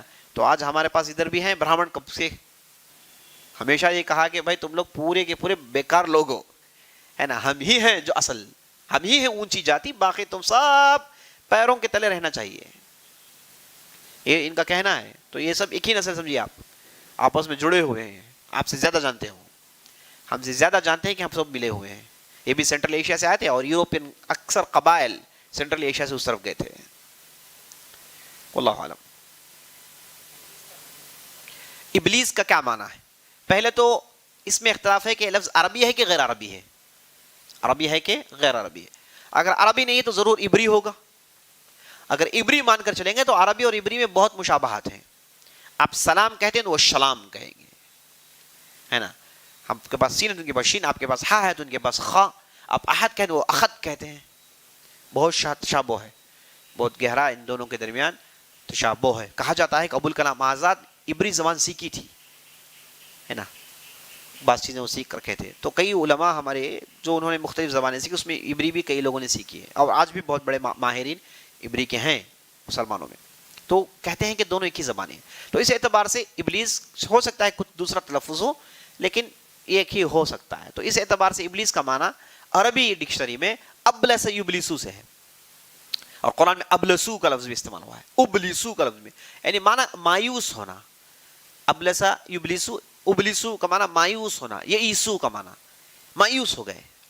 تو ابلیس وہ ہے جو اللہ کی رحمت سے مایوس ہو گیا، یعنی اس نے ایک آزمائش دیکھی اور فوراً سمجھ لیا کہ اللہ میرے خلاف ہو گیا. اسے تھوڑا صبر کرنا تھا، مایوسی اختیار نہیں کرنی تھی، صبر کرنا تھا. بعد میں اللہ جو ہے اسے وہ مرتبہ جو سے ضرور ملتا تھا، لیکن تھوڑی دیر کی آزمائش میں پھنس گیا، پریشان ہو گیا. اس لیے کہتے ہیں کہ وہ اللہ کی رحمت سے مایوس ہوا، تو اس لیے اس کا لفظ ہے ابلیس. فعلیل کا وزن، افعول کا وزن آتا ہے عزیز دوستو مبالغہ کے لیے. اسی سے اسلوب، اسلوب یعنی سلب یعنی اٹریکٹ کرنا. اسلوب وہ کہ جو آپ کو اٹریکٹ کرے. تو یہ بھی اسی وزن پر ہے، لیکن شروع میں کسرہ لگا تو بعد میں یہاں ہو گیا واو. یعنی ایسا مایوس، بھیانک مایوس ہو گیا تھا اللہ کی رحمت سے. یہ معنی اس کا آتا ہے. واللہ عالم.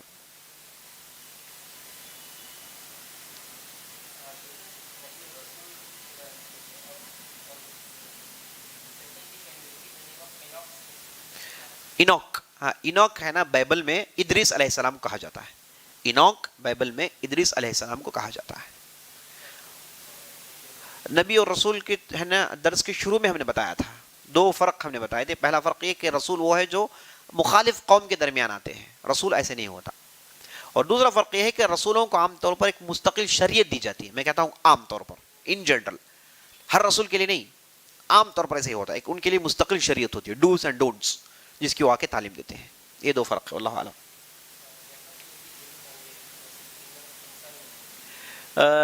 سوال یہ پوچھا جاتا ہے کہ جنت میں جن ہوں گے یا نہیں ہوں گے. ضرور ہوں گے، کیوں نہیں ہوں گے؟ جن میں جو نیک صالح ہیں وہ جنت میں ضرور جائیں گے. لیکن بعض مورخین کہتے ہیں کہ جنت میں معاملہ الٹا ہوگا. یہاں آپ ان کو دیکھ نہیں سکے، یہاں وہ آپ سے زیادہ تیز، آپ سے زیادہ مضبوط، آپ سے زیادہ زندگی، آپ سے زیادہ جو ہے انہوں نے کیا، تو بالکل الٹا ہوگا. وہاں ہم ان کو نہیں نظر آئیں گے. بعض مورخین کہتے ہیں واللہ عالم، اللہ کے یہاں کیا ہے، کبھی دیتا ہے تو پھر کبھی لیتا بھی ہے. اصول ہے یہ، ساری دنیا کا یہ اصول ہے. اچھی طریقے سے یاد لیجیے. کسی بھی قوم کا اللہ ظلم نہیں کرتا. کسی سے کچھ لیا ہے تو ایک دن دینے والا ہے انہیں. کسی سے کچھ لیا ہے ایک دن دیا. عربوں کو اللہ نے سب کچھ دیا، ایسے معلوم ہوتا ہے کہ سب کچھ لے لے گا ان سے. اور بعض روایتوں سے معلوم ہوتا ہے، صحیح روایتوں سے، کہ آخری جب مہدی علیہ السلام آئیں گے اس وقت ان کے میدان میں ان کے ساتھ جو مجاہدین ہوں گے ان میں سب سے زیادہ تعداد بنو الاصفر کی ہوگی. بنو الاصفر کون ہے؟ یہی رومی ہیں، یہی یوروپینز ہیں. معاملہ کایا پلٹنے والا ہے نا. ہمیشہ ایک نہیں ہوتا، اللہ کا اصول ہے. یہ بے انصافی نہیں ہے اللہ کے یہاں. واللہ اعلم.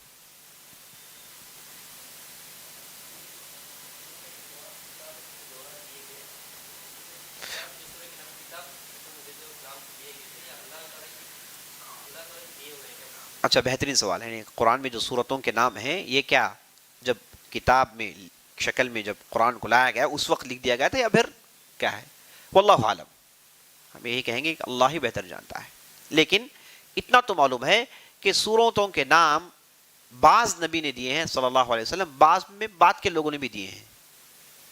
اسی لیے صورتوں کے نام میں فرق ہے. بقرہ کے کئی نام آئے ہیں، زہراوین، ایسے بہت سارے مختلف نام ہیں. فرقان کے کئی نام ہیں. تو اس سے معلوم ہوتا ہے کہ یہ جو نام ہیں یہ اجتہادی ہیں. بعض یہ دیکھیے، ایک ہے توفیقی، ایک ہے اجتہادی. توفیقی جیسے صورتوں کی ترتیب اور اس کے بعد آیتوں کی ترتیب، یہ کیا ہے؟ توفیقی ہے اللہ کی طرف سے. یعنی اس میں انسان کا کوئی دخل نہیں. نبی صلی اللہ علیہ وسلم نے بتایا، اور جب نبی بتائیں گے تو اللہ کی طرف سے بتائیں گے. یہ جو صورتوں کے نام ہیں یہ اجتہادی بعض صورتوں کے ہیں. واللہ اعلم.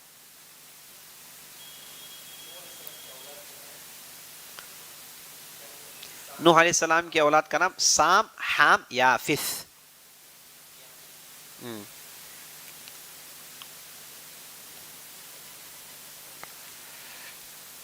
آخری نوح علیہ السلام کا واقعہ میں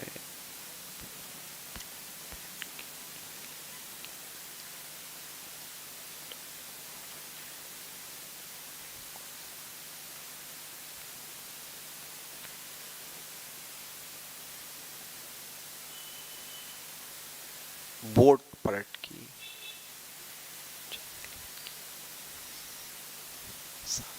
نہیں، اب کہیں کہ دوبارہ ریپیٹ کریں تو اچھا ہوگا.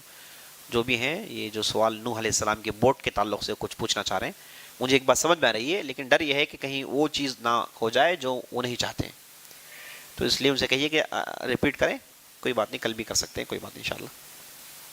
حاضرین میں سے کوئی پوچھنا چاہے تو پوچھ سکتے ہیں. ختم کر لیں مجلس. سبحانک اللہم وبحمدک، اشہد ان لا الہ الا انت، استغفرک و اتوب الیک.